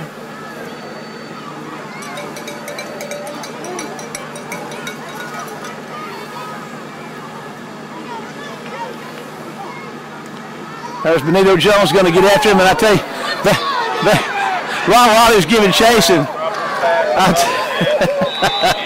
that was some serious pressure, Kenny. I'm not so sure that he's not going to throw the intentional grounding. He is. If that hand behind the back is intentional grounding, that's what that is. Yeah, and I really... He's outside the tackle box, man, running for his line. By about a quarter mile. Okay. I don't know. He had a receiver down here in the general vicinity.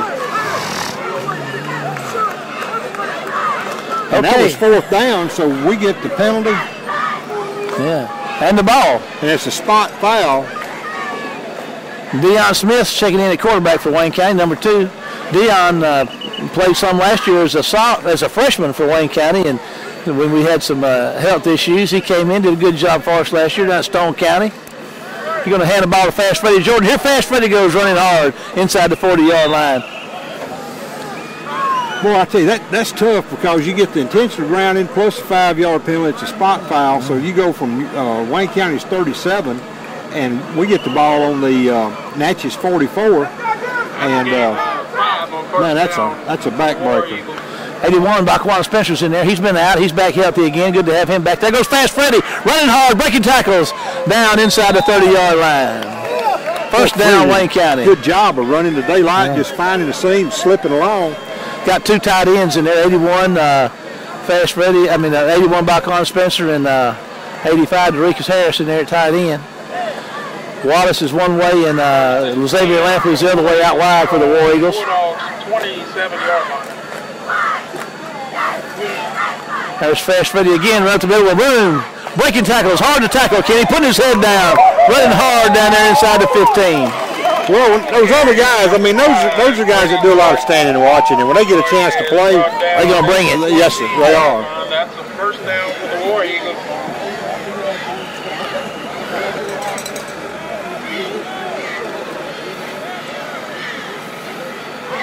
Give it to Fast Freddy again. He makes one miss and just good line surge down there inside the 10. Well, and what you're trying to do now is just by running the football is just take time off the clock because you're trying to get to halftime. There's 4 minutes and 40 seconds left.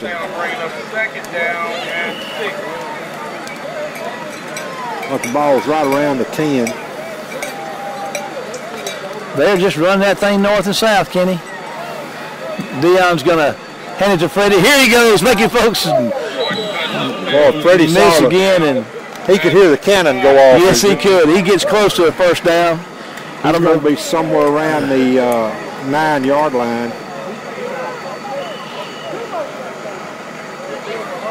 I'm sorry, the 5-yard line, around the 6, I guess. Third down for Wayne County.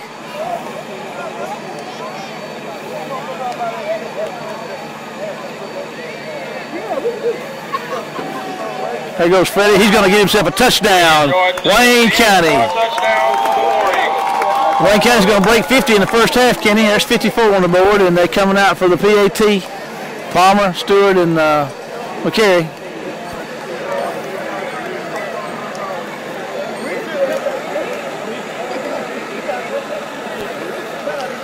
All right, McCary's extra point.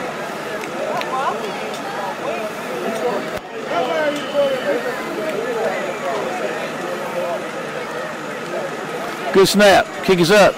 I'll tell you what, McCary kicked a 35-yard field goal down at Gulfport. I believe, was it at Gulfport? Yes.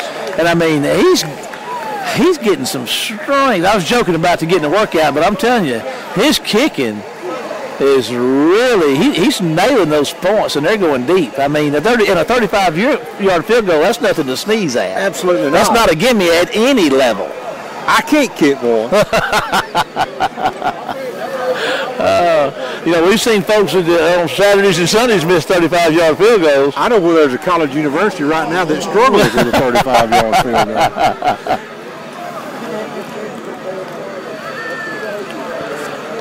3:53 to go in the 6 plays and 44 yards is best I can tell. I mean, 55-7.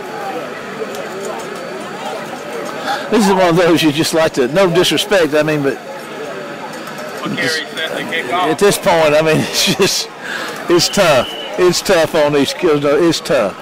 He'll be kicking to Darius Terrell. And there's still 3 minutes and 53 seconds in the. They're going to get him down at the 30-yard line. We got Gandy, number 26, checking in there at linebacker, big sophomore linebacker, 240-pounder. Hopkins is in there. Let's see, 52, Glenn Terrell's in there. 50, number 40, Hunter James is in there at linebacker, a sophomore. 89, Bivens up front. Ron Riley's checking in, acts like he wants to check in. And I guess he is. He may be checking himself in, but he's in. Hogan's in the backfield. Pennell. I'll try to get it all for you. So it's kind of getting kind of iffy keeping up with them with all the substitutions. But you know, this is the same football club that gave Madison Central all they wanted earlier in the year. But you know, it's like we talked about in the pregame. But you know, if we don't turn the ball over, we've got potential to be a good really good football team. There's some pressure, Kenny, but he eludes it, and here he goes.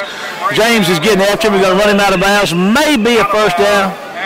Let's see where they spot it. It's going to be just short, I believe.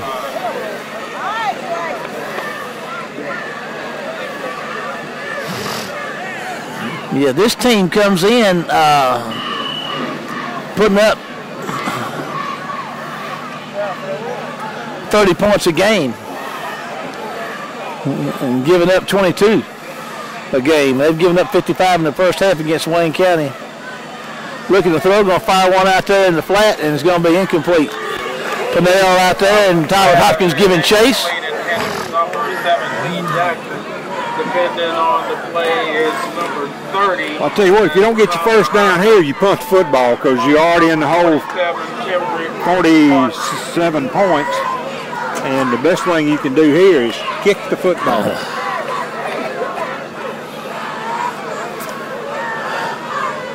Well, they're going to hand it off, and he's going to get his first down and then some, Kenny. He's still on the move, isn't he? Yeah, he's going to get down inside, close to the 45-yard line. Eagles territory at the 45-yard line. Bulldogs, first down. That's good for 16 yards. Oh, we got a flag, Kenny. He's coming back. There's been a block in the back. We have a penalty mark on the field. Preliminary indication it's against the Bulldogs.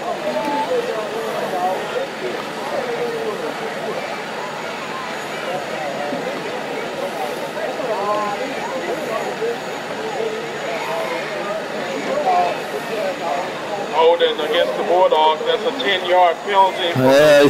That's not a surprise, is it? Yeah, you see them say they've been doing it all.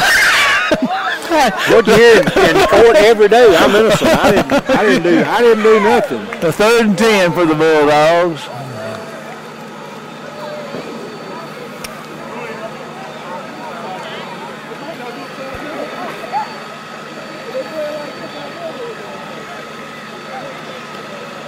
Quarterback's looking to throw. He pulls up and going to fire one. Nice pitch and catch. Going to be short of the first down. Going to bring up 4th down, and Kenny, we're going to see if this coach is going to take your advice and punt it or whether he's going to go for it, because if he goes for it and doesn't make it, there's a good chance Wayne County's going to bust 60 in the first half. Well, he picked up about 6 yards, 7 yards. 4th and 4 or 5. Bulldogs are going for it on 4th down.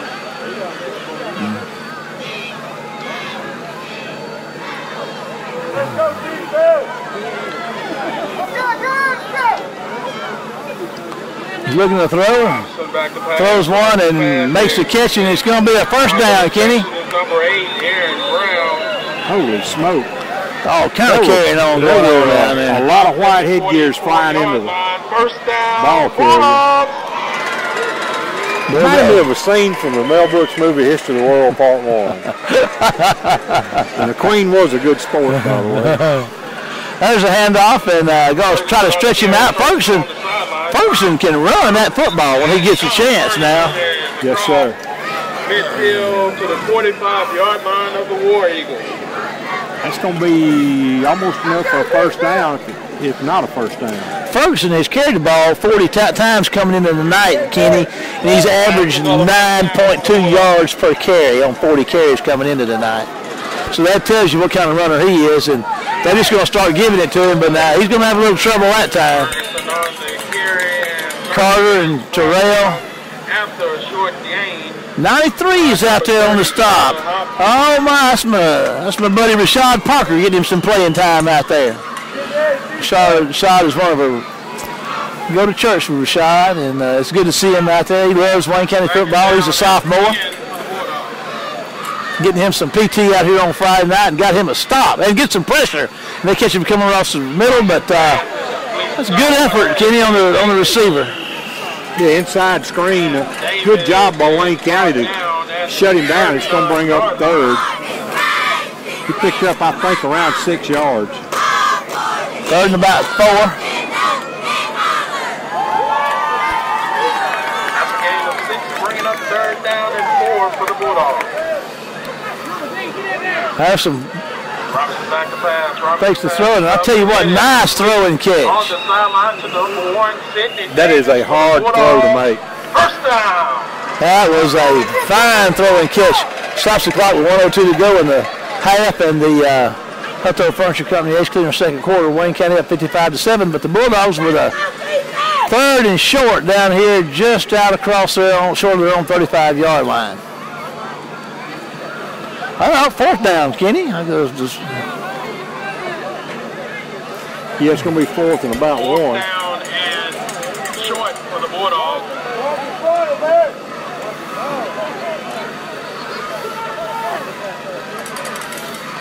He's going to try to make the throw, and he's going to buy himself some time. He's going to just have to throw it away, Kenny. And there's a flag, and it's probably going to be I don't know here. There's another. I don't get that. I'm not sure I agree with that. He's called that twice on him, and 3 times, and I just don't. I don't see it. I don't either. He's outside the hash even. I know. And it being a spot foul. I dare say you'll see Wayne County take a knee and run this thing out. Reggie Stewart's back in at quarterback.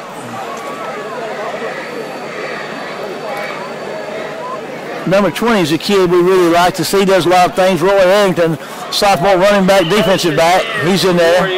And I tell you what, if he gets the ball, he's going to be running hard, I guarantee you. He can go, too.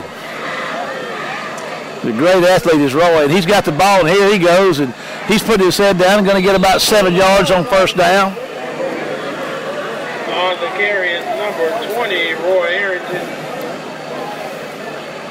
Fast Freddy's is going to check in as a receiver. Rikus Harris, number 85, checks out. Bakwan Spencer's out there. It's good to see Bakwan back out there. Inside 30 seconds. There's a handoff to Roy, and he's going to run hard and get down inside the 40 for a Warrigal first down. Roy Arrington again on the carry. I think he'll pick up about 6 yards. For the first down.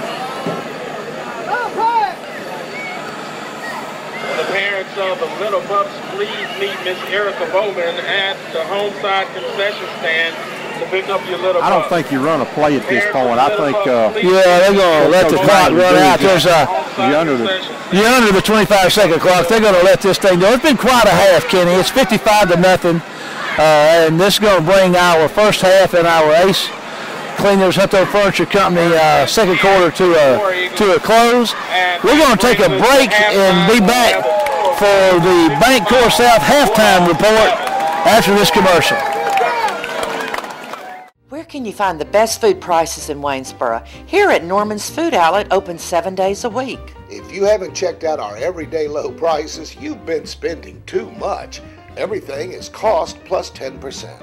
Norman knows any good grocery store starts with fresh meat. Add fresh produce to grocery, to dairy, to meat, to frozen foods, to our helpful and friendly staff. Norman's Food Outlet is proud to serve all of Wayne County. Okay, welcome to the Bancorp South halftime show, and we've got from the sidelines Paul King. Paul, you've been one busy individual down there in this first half. Yes, I have, and if things keep going the way they're going, Coach Mangum may put me and Jason Sehan in the second half.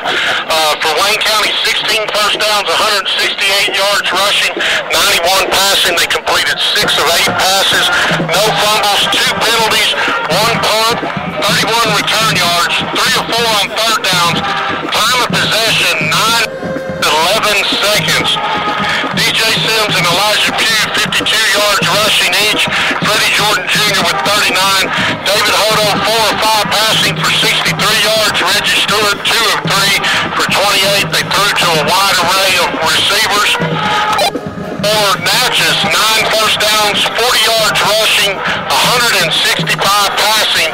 They were 17 of 32. 6 fumbles. They lost 4. 8 penalties for 78 yards. A bright spot for the Bulldogs. They haven't punted yet. That's because they can't get a snap off. 49 return yards, 2 of 13 on third down, 2 of 6 on fourth down. Keyshawn Cooley leading the way with 9 tackles. Benito Jones, a couple of tackles, a sack, a pressure, a caused fumble, and he went ahead and recovered it after he caused it. Paul, I mean, just about everything that could go Wayne County's way went their way in the first half. What are you going to look for in the second half out of this War Eagle unit? A running clock and lots of players getting in and out of the game. I'm sure Coach Mangum's telling them in there. He's got the second, third, fourth string in there telling them, look, even though we're way up, we still want to be crisp. We want to play well. We want to see what y'all can do, and this is your chance to prove yourself. So go out there and be sharp. Don't get sloppy, and let's get out of here with no injuries and head back to Waynesboro. Paul, we appreciate it. Take your break, and we look forward to hearing from you in the second half. That's Paul King bringing the stats to us in the Bancorp South halftime show. Kenny, what are you looking for? I mean, Paul said running clock and running the football. What do you see coming here in the second half? We're talking about trends. Well, the trend in the second half is going to be the run time off the clock.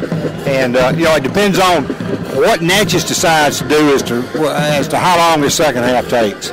If they agree to a running clock, we should get out of here pretty quick. If Natchez tries to fight, get back in it or whatever, and really you couldn't blame them if they did.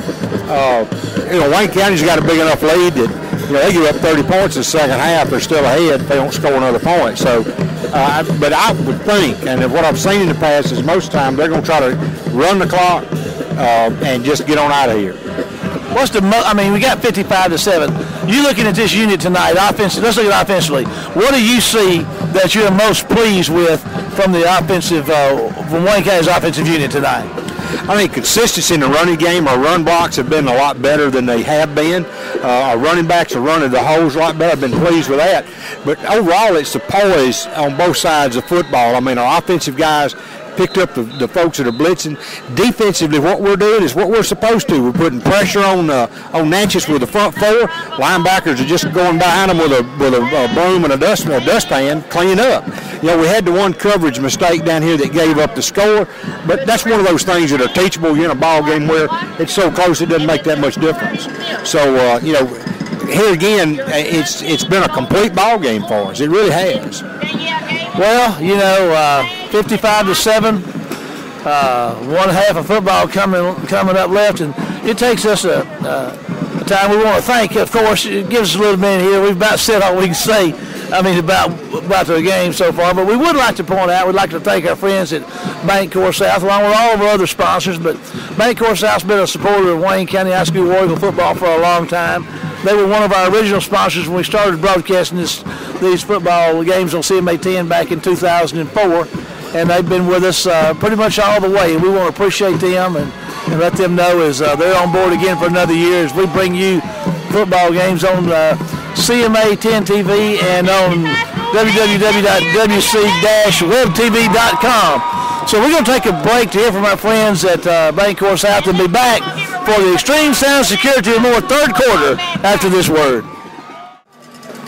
Again, we'd like to thank our friends at Bancorp South for our Bancorp South halftime show, and we're getting ready to kick off the Extreme Sound Security and more third quarter. Wayne County will be receiving to start the second half. I'm sure glad Ray's got a sense of humor. Ray's a great guy. He does a lot of things, and He does a lot of things for our company. He's bought some computers from him, and he services those, and he'll sell us some guns, and we got a little trouble handling the thing. And I tell you what, we're getting off to an auspicious beginning here as we tackled that to 10. We're going to start at our 10-yard line. Take it down at the 10-yard line. As much as I see this, and I've seen it so many times over the years, it's just never a good idea to run away from the line of scrimmage. No. Or, in this case, run backwards. Unless you know you have world-class, 3-2 speed, upfield's the way to go. Yeah. Just get you 3 or 4 yards and get tackled. Reggie Stewart's going to start the second half. Sophomore signal caller. He's going to hand the ball to fast Freddie Jordan, and Freddie's going to hit that hole pretty quick. He didn't have a nice gain out across the 15. Good job by the Wayne County offensive front. That's those young guys in there. Yeah, Hamilton Hudson. They're just blowing off the line of scrimmage and opening up a good hole. Hamilton Hudson's in there, number 71. Number 61 is in there. Kendrick Carter, he's a sophomore, and we'll try to get the rest of them for you. Second down and 3. There's another handoff. And Freddie's going to get out across the 20 for a first down. Spencer's out there. 65 is out there. There's the sophomore. Brandon Beasley, 305-pounder. 56 or 66. That's 56. It's Lance Palmer.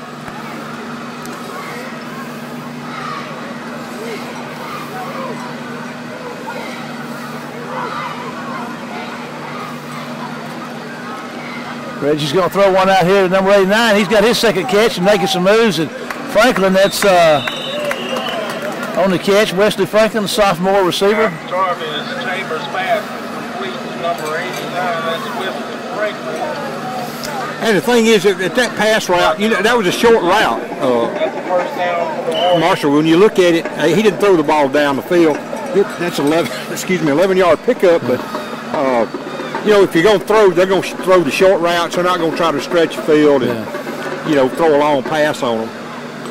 There goes This Freddie. is what you're going to see more of than anything else. There's a 5-yard gain or thereabouts. Brady Jordan again on the carry up the middle. Number 9 out there, Xavier Lefley. We've seen him playing some defense tonight and also offense. About 4, bringing up second down. 61 out there from Wayne County. Kendrick Carter, sophomore, 226-pounder.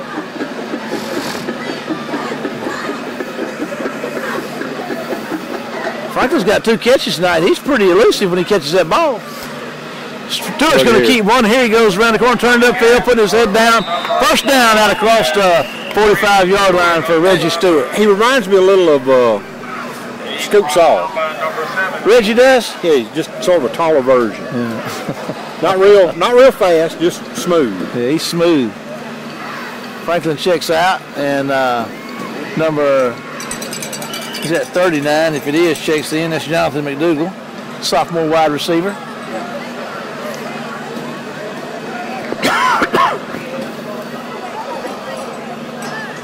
Extreme Sound Security and more, third quarter.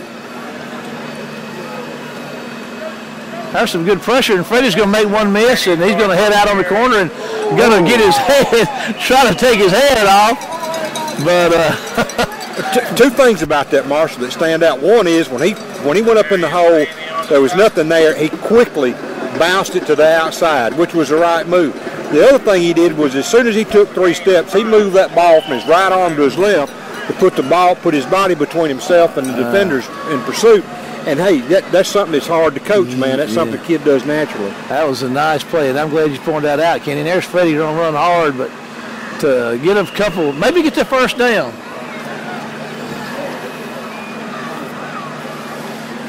Freddie Jordan up the middle for a short gain and first down for the War Eagles. Devontae Green on the tackle. 8 minutes to go in the Extreme Sound Security more third quarter. Reggie's going to look through. He's going to move to his right. He's trying to buy some time. He's going to launch one deep and got a man down there. This is going to be intercepted. Knocked down, almost picked off. Reggie's getting a little fancy there. And broken up by And again, if you look at that, none of those routes were deep routes. The only reason he threw deep was one of his receivers broke. He didn't have anybody open, and he just threw the ball down the field. But not a real smart throw into double coverage like that with that many guys. But Reggie's a young guy, and he's learning. Gonna keep it himself and come around the corner, turn it upfield. Look at that, Kenny.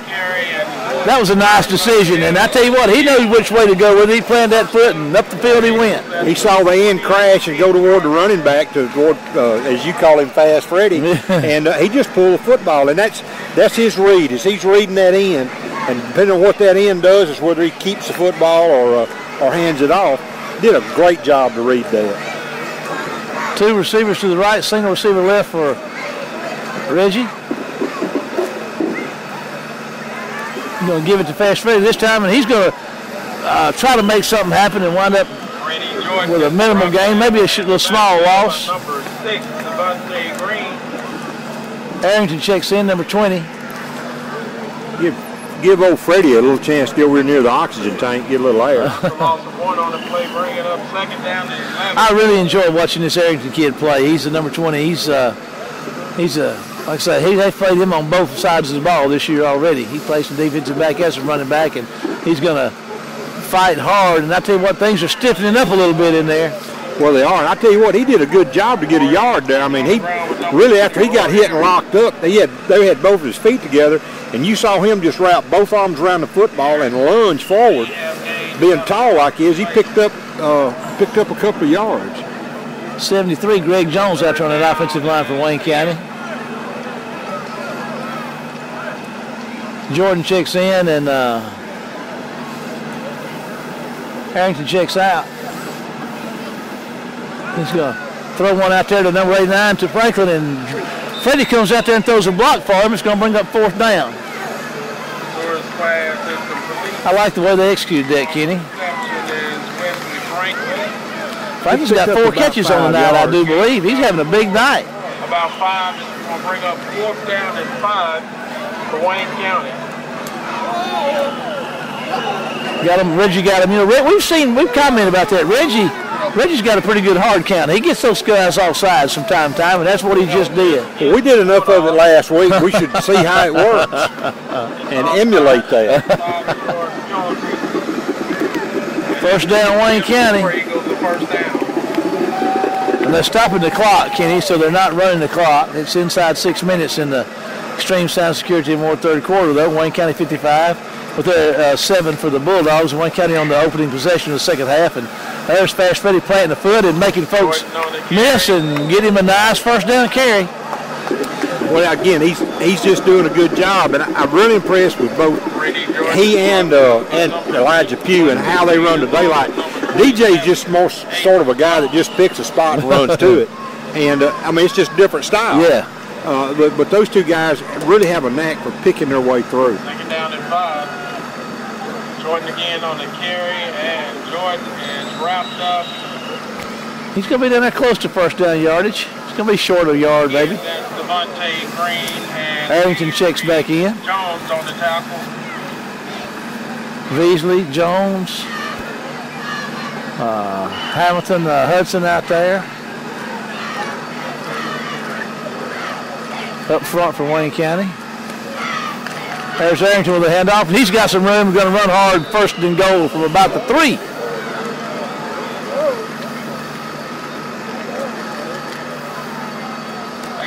Inside 5 minutes, inside 4.5 actually here. Arrington picks up the 1st down for the War Eagles, so it's 1st and goal. Wayne County's had this ball the entire 3rd quarter so far, right?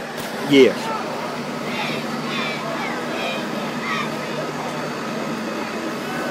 There's Arrington. No, Reggie's going to keep it and run hard and going to get himself a touchdown. So Reggie Stewart on the score. Touchdown for the War Eagles, and for the touchdown is number 18, Reggie Stewart.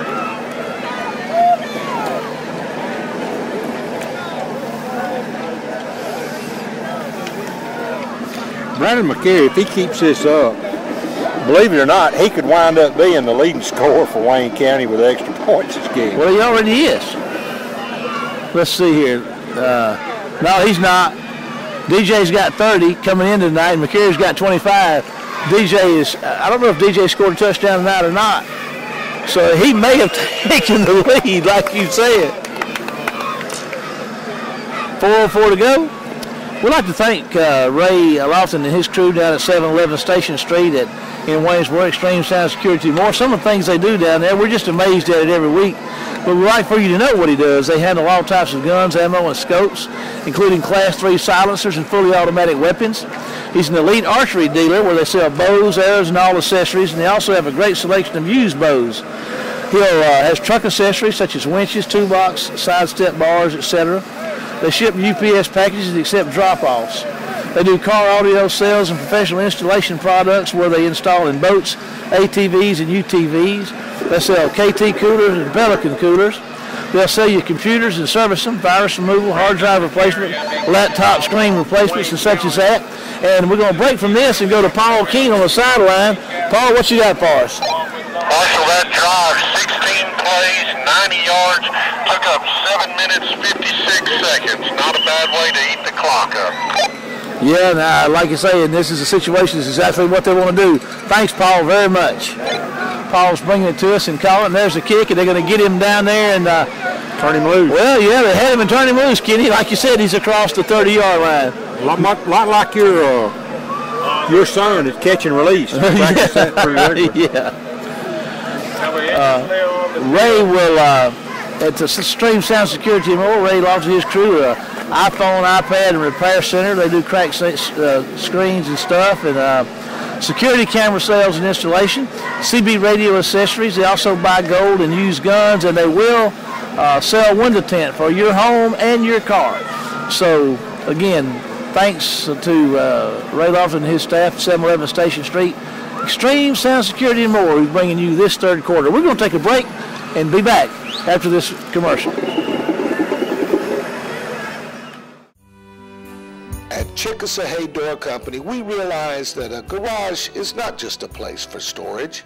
It's the site for a big Texas Hold'em tournament, even a nursery for your baby. Nope, today the garage is another room of your home. When your garage is more than a garage only, Chickasawhay Door Company will do. In 2 years, nearly 1,000 doors have been installed by Steve Locke and his crew. See Steve at Chickasawhay Feed. Kenny, you were making an observation to break about the Wayne County crowd tonight. Yeah, nice turnout. I mean, that's a long ride. That is about as long as you can get. We've even got clarination too. And that's an extra long ride. Oh. Pugh, Bivens, and Evans up front, and Pugh, number 45, is going to get back there and stop Ferguson in the backfield. Chandler Pugh on the stop. He tackled that Ferguson, that 9.2 average yard guy coming in tonight. And Ferguson's a good runner. He really is. It's going to be a loss of 5 yards and bring up 2nd and 15. You know, 16 plays, 90 yards. You don't have to have a running clock when you got that. No, you don't. There's pressure. Chandler's got pressure on him again, and that's going to be an incomplete pass. Stops the clock with 3:07 in the Extreme Security and more third quarter.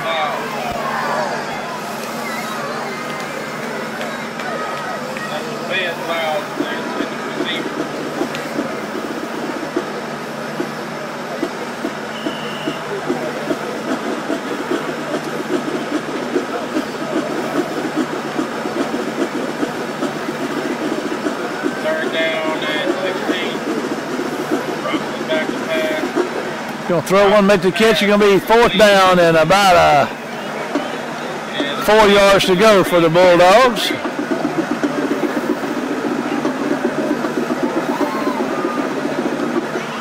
That brings up 4th down for the Bulldogs.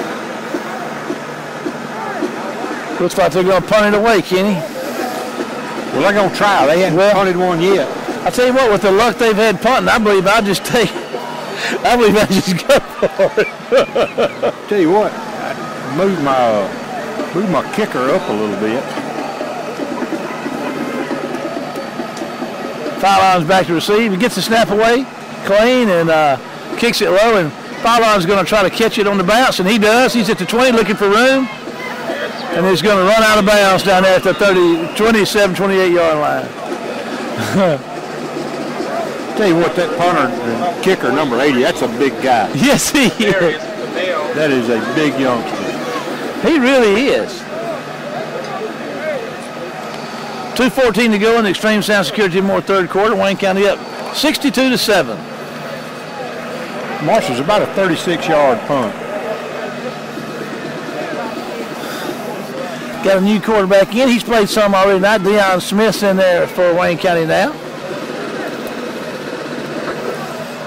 Deion's a young guy. He's got a lot of potential, and he's got a long, tall frame on him.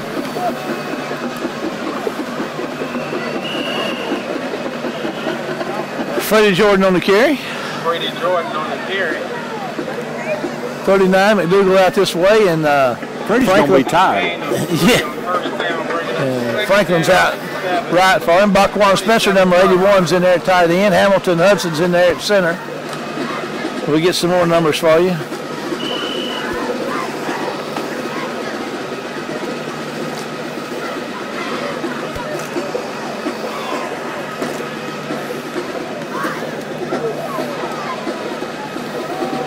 Going to hand it to Freddie again, and there he goes, Kenny, running hard and going to get out across the 35, close to a first down. Freddie Jordan on the carry.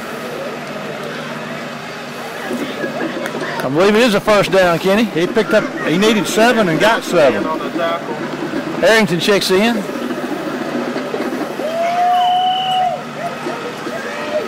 It's another War Eagle first down. Another drive like this, like that last one, and that's to get us well into the fourth quarter. Yeah, we're down to a minute now in the third. There's Harrington's going to get stopped behind the line of scrimmage. That was good penetration there. See Wayne County out there, number 65 on the offensive line. Brandon Veasley, a 305-pound sophomore. Number 61's out there for Wayne County. Carter. DeRicus Harris is in there now, 85. Buckwan Spencer, 81. Second about 13 for the War Eagles. 29 seconds to go in the Extreme Sound Security Moore third quarter. Bubble screen to the right, maybe. Nope. Zone read. And I tell you what, there goes Deion running hard, and he's refusing to go down, and that's going to be a first down, Wayne County, down about to the 45 of the Bulldogs. I think that was what Natchez was looking for, was the bubble screen. Deion fooled him good, and didn't he? Everybody else. That's going to bring the Extreme Sound Security and Moore third quarter to a close. So the score is Wayne County 62, the Natchez Bulldogs 7. So we're going to take a break and be back for the Alpha Insurance Red Apple fourth quarter. See you after this break. Good job, buddy. Hey, Mark, what's up? A deer? You're kidding. I'll be right there. These days, it's not that often someone puts your needs above theirs. But at Alpha, with every policy, comes a promise to be right there with you when you need us most. You okay? Yeah, I'm fine. Sorry to drag you through that mess. She was due for a wash anyway. For a plan built just for you, contact Kenny Odom in Waynesboro. Okay, here we go. Wayne County's looking at a 1st and 10 at about the 45 of the Bulldogs, and 62-7, and I guess looking for more. Deion Smith's your quarterback.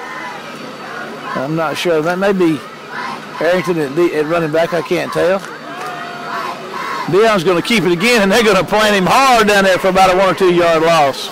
Not quite as much daylight as he had the last time. Brought down by number 9, Darius McNeil.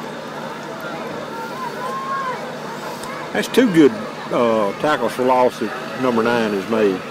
Looks like we have a penalty against Wayne County as well.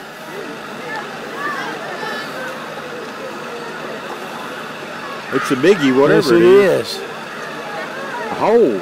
Well, because they're against the War Eagles for holding. Yeah, we hadn't had many penalties tonight. Yeah, it's been interesting. That puts us back on our own 45. going to be first down and about 20 or 21. Dion had to pull it down, and he's going to run hard and going to get about the midfield for about 5 yards.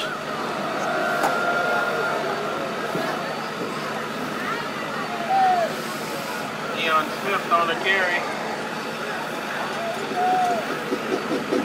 Arrington's backfield with him. Lampley and Jordan right. Bakwan Spencer's out here on this side too. Franklin's out left.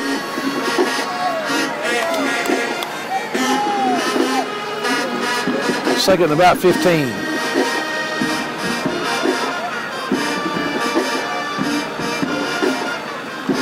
I don't know what that happened, but Dion's making it work, and he's going to run hard and get inside the 40. He's going to bring up third down and about 5 maybe for Wayne County. He got a lot of that back. He got it down to around the 39 or so. That's good for 11 yards. They only need 5 more. You're right, Marshall. 3rd and 5.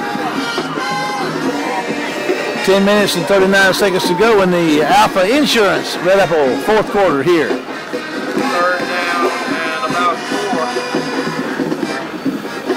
Dion had to reach it and get it. Arrington's got it. He's going to run hard down there close to the 30 for a first down, Wayne County. Arrington on the carry.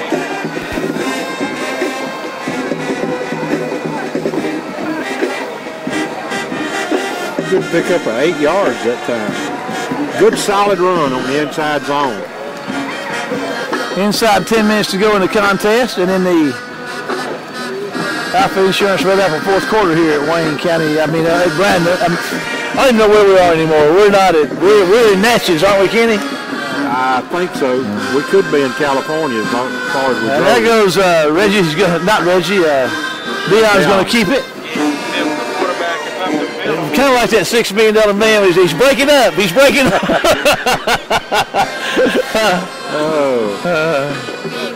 Good solid 5-yard pickup on first down. McDougal checks in. Jordan checks out. 39 for a 5.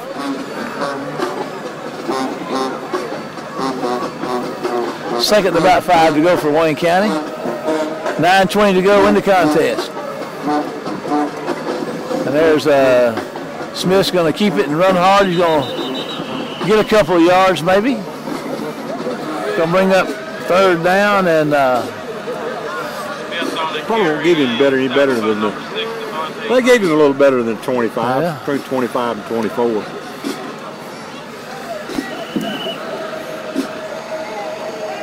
24. Inside 9 minutes to go.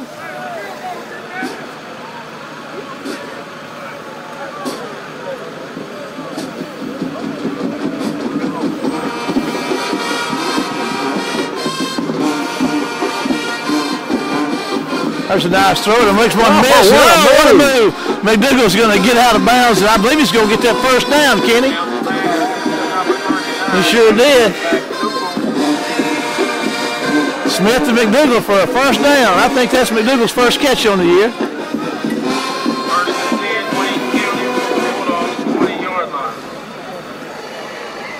84 yards and got 5. I tell you what, it's enjoyable to watch these younger guys get a chance to play on Friday night because it's different. They're pretty crisp too. They really are. Smith with his read up the middle again.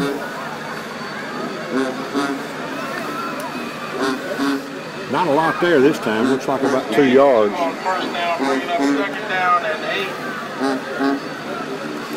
I'm not sure about that stick guy. He's having a. I wasn't going to say anything, but he's had a tough time. And that thing lays at an angle a lot of times, and so you're not really sure. There's a burst up the middle, and Arrington is going to run hard and get inside the 10 for maybe another first down. Let's see where they spot him. Make it right at the 10. I tell you what, Marshall, you watch Arrington run, and he really, when he starts to go down, he just doesn't curl up in a ball. He stretches. He really does. And he stretches in a way that he doesn't reach the ball out. He keeps the ball with him, but he stretches his body, and that, sometimes that extra little couple of feet can make all the difference in the world. It almost got him a first down right there. And he puts the ball on the ground, and Smith's going to get it. I heard Coach Mangum calling for his field goal team, so he wants to kick him a field goal down here. And some people may say, well, why would you kick a field goal leading 62-7? It's the chance to work on it. Exactly. It's a chance to work on it.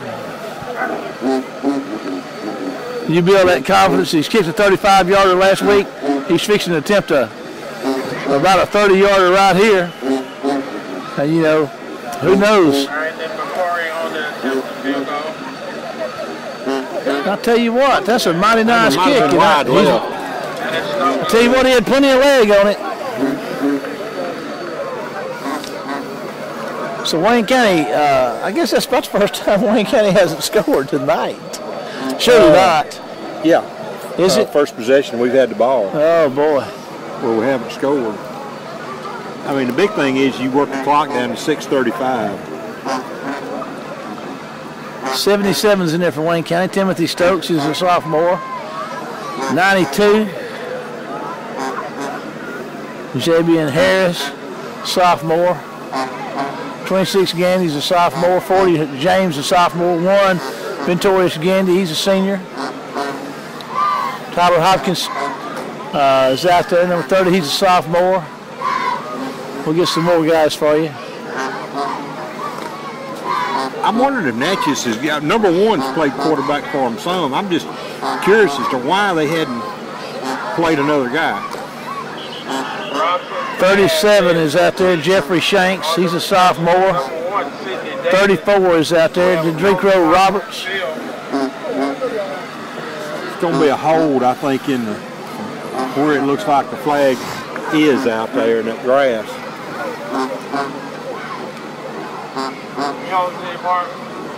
Preliminary indication it is against the Bulldogs. 46 is out there for Wayne County. That's Dakota Krager. He's a sophomore linebacker.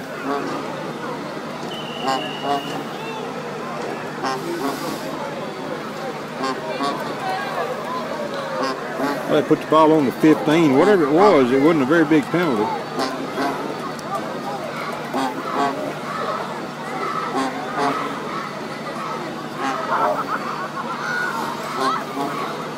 He's got a guy open here.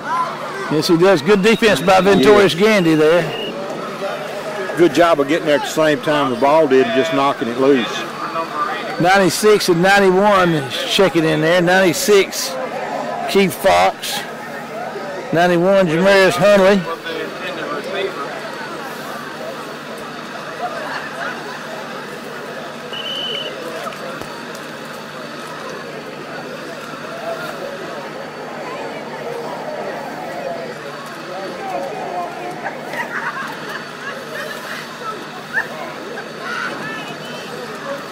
There's a nice pitch across the middle. Yes, sir. Number 10 was there, the first one on the spot, Joey Lacey. Joey's trying to rip that ball out. Should earn him a first down. Jeffrey Ramey's checking in, sophomore linebacker. Timeout taken on the field by the official for 92 is checking in there. 92 is Jabian Harris, and 62 is Tyler Veasley.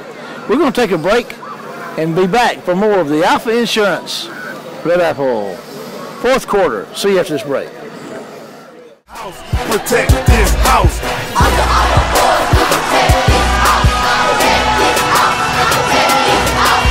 Under Armour boys, we protect this house. Pouncing on the field like a tiger on a mouse. It's a rumble in the jungle, we the kings of the beast.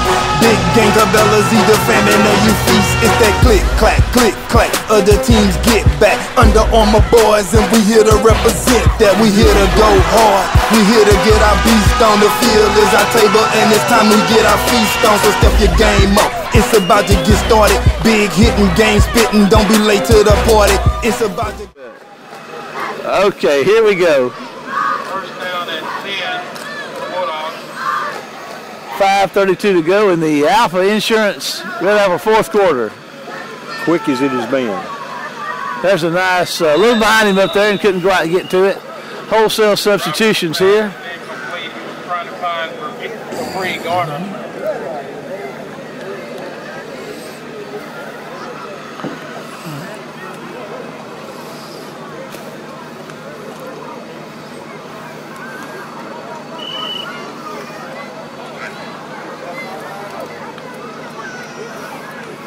That quarterback's going to keep it and make the pitch around the corner. We hadn't seen that tonight. And first time we've seen them run that option, yeah. And they run it well. Capri Garner on the carry. They're not running that clock, Kenny. They're stopping it. Yet there's not a running clock. How does that work? Is that an option? Well, your coaches can request it. Down for the Bulldogs.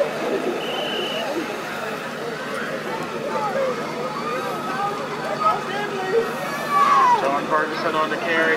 That kid can go. They're going to have a hard time catching him. Got him out of bounds. Let's see who got him out of bounds.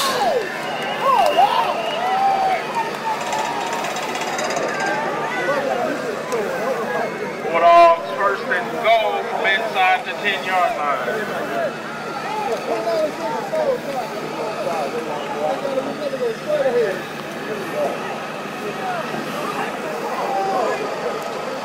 Bulldogs got a first down at about the 10.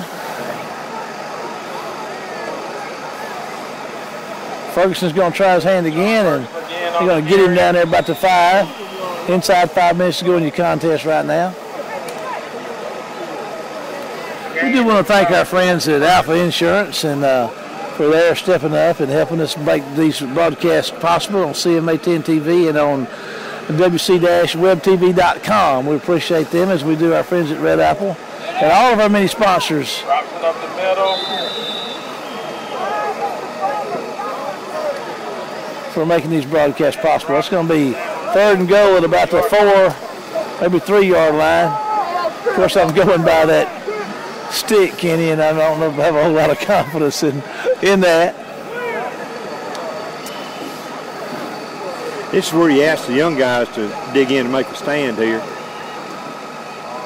And they do. They hold him out of the end zone on that carry, but it's third, 4th down and goal. And somewhere around the 2, it looks like.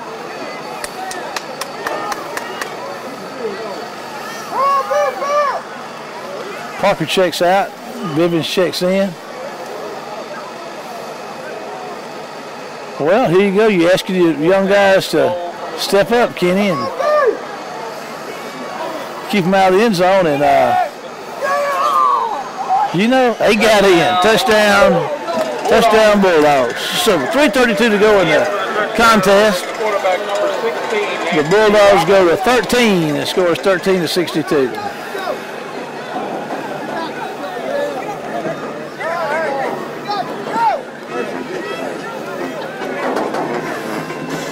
On to try the PAT. That's maybe the biggest kicker I've ever seen, Kenny. He's pretty big. You were right. I have no idea what his name is because he's not on the roster. And the PAT is no good. We'll take a quick break to hear from some of our friends and be back after this commercial. The Scoreboard is the only sports and entertainment restaurant in Waynesboro and surrounding towns. Our arcade has over 20 gaming machines, pool tables, and so much more. Our menu has appetizers, burgers, salads, po' boys, steaks, the best in town. Book your child's birthday party or event in our large, spacious upstairs hall. It's football season. Come watch your favorite college or NFL team on one of our large screen TVs. Fun for the entire family. The Scoreboard on Azalea in Waynesboro. 3:32 to go in the contest. The Bulldogs of Natchez High School have just scored to make it 13-62. The 62 being Wayne County and the 13 being the Bulldogs of Natchez High School. And Natchez is going to kick it off. Might there be an onside kick? One would hope not. But again, stranger things have happened.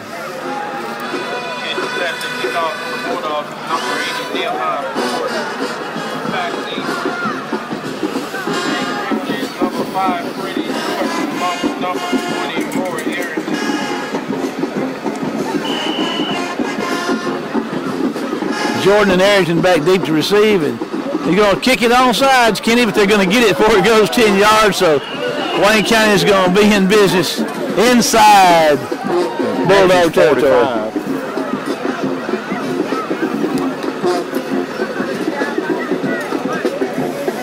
And I very seriously doubt that Coach Mangum will do much here to. Hey, we got a Bulldog made his way down here on the sidelines, Kenny. You're kind of a Bulldog guy, aren't you? I am. What do you think about that Bulldog? That ain't Bully. And I think somebody needs to help him pick out his next pair of shoes. Reggie Stewart's back in at quarterback. Nope, he's not. I read that wrong. Dion's back in quarterback. We got some motion along the line of scrimmage. Timeout taken on the field by the Bulldogs. Bulldogs comes. Well, you got them. If you don't use them, you lose them. Yeah, I guess so. We're going to take another break to hear from our friends at Alpha Insurance and others, and we'll be back after this commercial.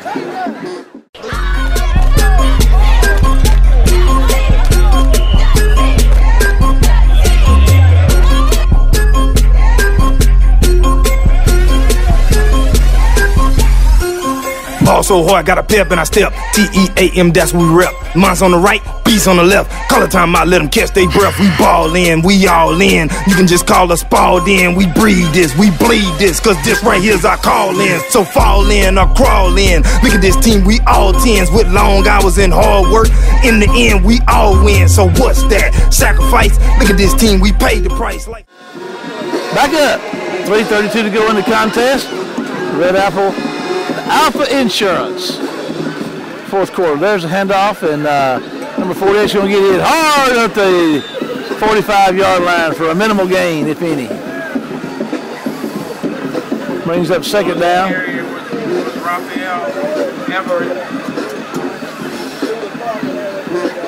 Nehemiah Ford on the top.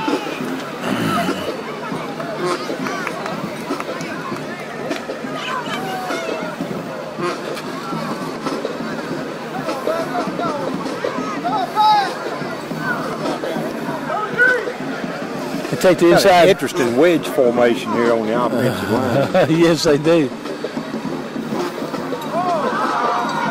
And they took the ball away from Wayne County, and the Bulldogs have it.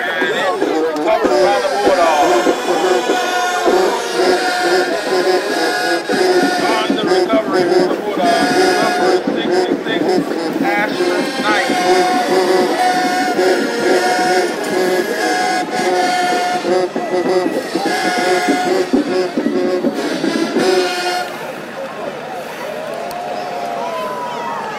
Is that Wayne County's first turnover on the evening? It is.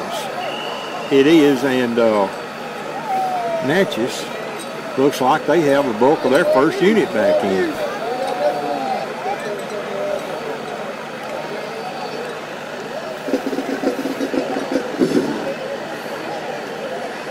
The pitch and catch out here, and they're going to stop him for about a 5 or 4 yard gain. Clock stops at 2:25 to go. And the Alpha Insurance Red Apple fourth quarter.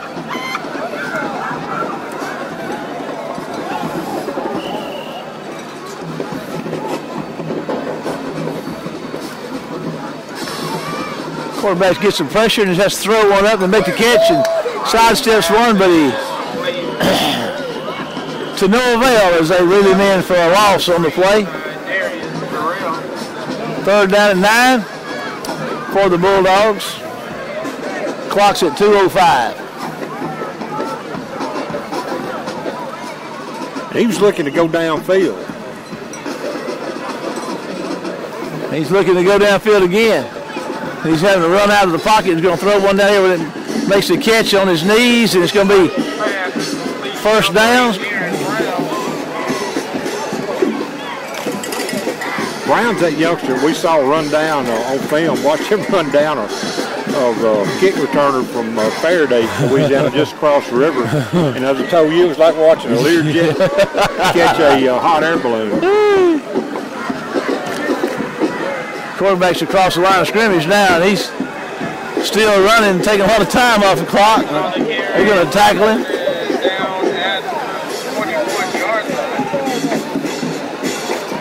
Minute 13 to go.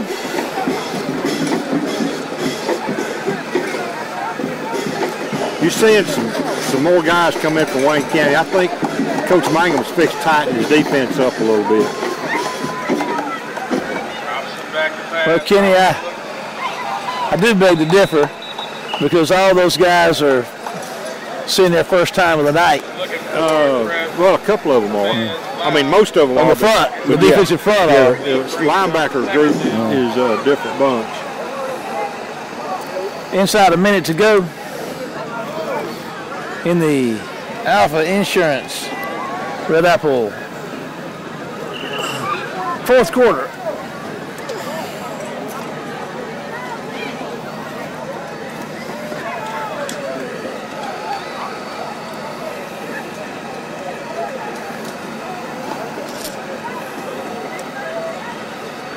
Bulldogs are going to look through. They're going to get some pressure on him. They're going to launch one. They got coverage.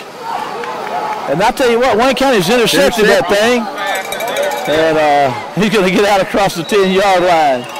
So that's going to probably do it because I do imagine that Wayne County from this point on is going to be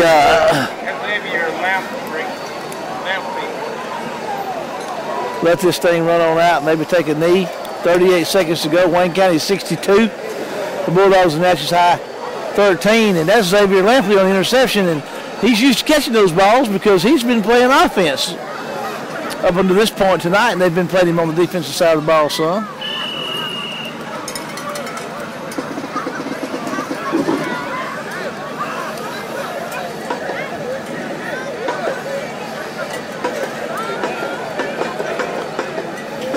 Reggie Stewart back in. I think this is looks like they're in the victory formation. We don't want to take a knee too deep now, guys. That looks like that's going to do it. So Wayne County gets their third victory on the year, gets 2 losses, and they open up district play over here in Natchez with a resounding 62-13 victory. We're going to thank our friends at Alpha Insurance and the Red Apple Mark for making that fourth quarter a possibility, and we'll be back for the McDonald's postgame show after this break.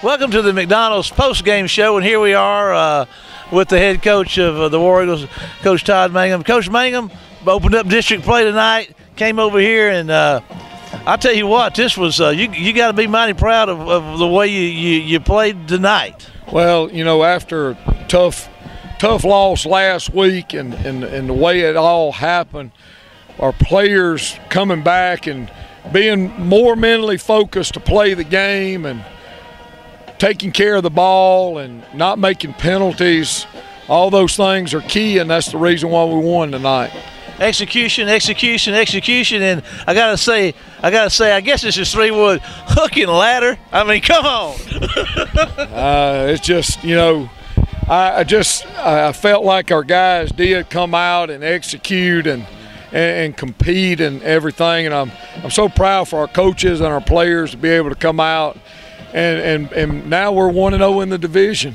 You know, you talked about this in the coach's corner, and we talked about it some about how big these matchups were so early in this division. And, you know, you got a big win here tonight, so all these games are so important. But now, you know, this goes a long way toward, like I say, each one of these games is so important in determining playoff ramifications and seeding. Yeah, no doubt. And, you know, next week it doesn't get any easier. We got a Brookhaven team that's going to come in who I understand lost tonight to Laurel. So, you know, they're 0-1 in the division. So, you know, they want to get back into the hunt and get back to even next week. And it'll be a very well-coached team, a very, very talented team that we'll face in Brookhaven tonight. And you know, but I go back and say it's better to be 1-0 in the division after tonight than 0-1.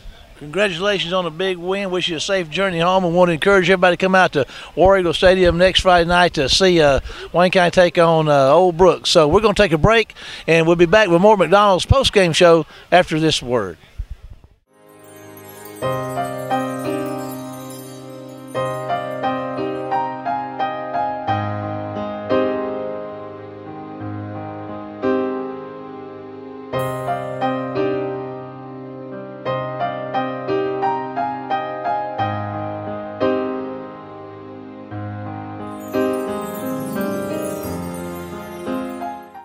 Welcome back to the McDonald's post-game show. We got Paul over here with just numbers going crazy. And so we're going to start with Kenny. Kenny, you and I, we've been talking for quite some time about this game, and you heard Coach Mangum's comments. This is big, the district game. I guess right now the biggest thing is, we are, like you said, 1-0 in the district. Yeah, I mean, there's 2 other teams tonight that are going to be 1-0 in the district as well. We needed to be one of them. And because, with Brookhaven and West and Laurel, I mean, you look at this thing and you need as much lead as you can get. And so it was big for us to get a win tonight. What has just dumbfounded me tonight was Coach Mangum and I talked about it just a minute ago is, we watched film last Sunday afternoon, as we do every week. Paul and I go up there and watch film with them, and this is not the same Natchez football team we saw on video. I mean, it was just amazing. They seemed disorganized. They didn't play with that togetherness, and they just weren't very aggressive, and that was a surprise. I don't know that there's a particular reason for it. I'm glad it worked out that way myself. But I thought tonight that we played well on both sides of football. I thought offensively we were crisp. People hit their holes. We made our blocks. We picked up the blitzes most of the night. I mean, there was a couple of times that you missed, but that's going to happen. The other team's going to make some plays. And then defensively, we put pressure on them, and we stayed in our coverages. We had the one coverage bust on that first touchdown. But outside of that, I thought we played a good, complete ball game, and we did not punt tonight. Well, we did. That's right. We did punt one time. Paul's right. Okay. Well, I guess next week we're waiting on Paul. Paul's doing this thing over there. We're waiting on. You ready? Yeah. Hit us. Hey, I tell you what, Paul. Hit us with what you got. Well, real quick, because I got a feeling they're going to turn the lights off here in a minute. 28 first downs for Wayne County, 50 carries for 301 yards, 9 of 12 passing for 114, 2 fumbles, they lost 1, 3 penalties, 1 punt for 28 yards, 6 of 9 on third down, 1 of 1 on fourth down, time of possession 26 minutes, 10 seconds. Freddie Jordan Jr., 82 yards, DJ Sims, Elijah Pugh with 52 each, Deion Smith with 40, Roy Arrington with 33, Reggie Stewart with 30. David Hodo, 4 of 5 passing for 63, Reggie Stewart, 4 of 6 for 45. Wesley Franklin, the sophomore, 3 catches for 41 yards. DJ Sims, 1 for 21. Cortland Sims, 1 for 20. For Natchez, 15 first downs, 112 yards rushing, 213 passing, 10 penalties, 1 punt, 59 return yards, 3 of 15 on third down. Time of possession, 21:50. Keyshawn Cooley, 9 tackles. Tremont Lofton and Timdrick Parker with 7 each. Benito Jones with a caused fumble, a recovered fumble. Xavier Lampley with an interception, and there's a whole lot more. You can read about it later. Well, that's going to about wrap it up here. We've got a long journey home tonight. And like I said, I know the folks here at Natchez be ready to turn these lights off pretty quick. But a big game coming up Friday night when Old Brook comes to town, and that's always a struggle when they come. It's going to be homecoming, and we have an opportunity to go back home. We got our first road win. We got an opportunity to go back home and go 2-0 in the district, and I know that's what Coach Mangum and his staff and players will be wanting to accomplish. So we're going to say for Paul Keene and Kenny Odom and Marshall Wood, we want to thank all of our sponsors, and we're going to bring this McDonald's post game to a close, and we'll see you next Friday night at War Eagle Stadium as your Wayne County High School War Eagles takes on Old Brook. See you there. And letting me say that on this very day is the day that we took a stand. Cause not just a game, it's more than a game. It's more than a hurt, it's more than the pain. It's more than the glory, it's more than the fame. This right here is about legacy, man, so it's bigger than me, it's bigger than us. We can lose sight in the midst of the fuss. Let's slow it down and take it in. Enjoy this moment, what's the rush? They wanted bad, but we wanted more. This is what we've been waiting for. With tears in our eyes, we let our hearts roar. Unleash war when we walk out this door. We won't be delayed, we won't be denied. In the end, we won't be refused with clear eyes, a full heart. There's no way that we can lose. Clear eyes.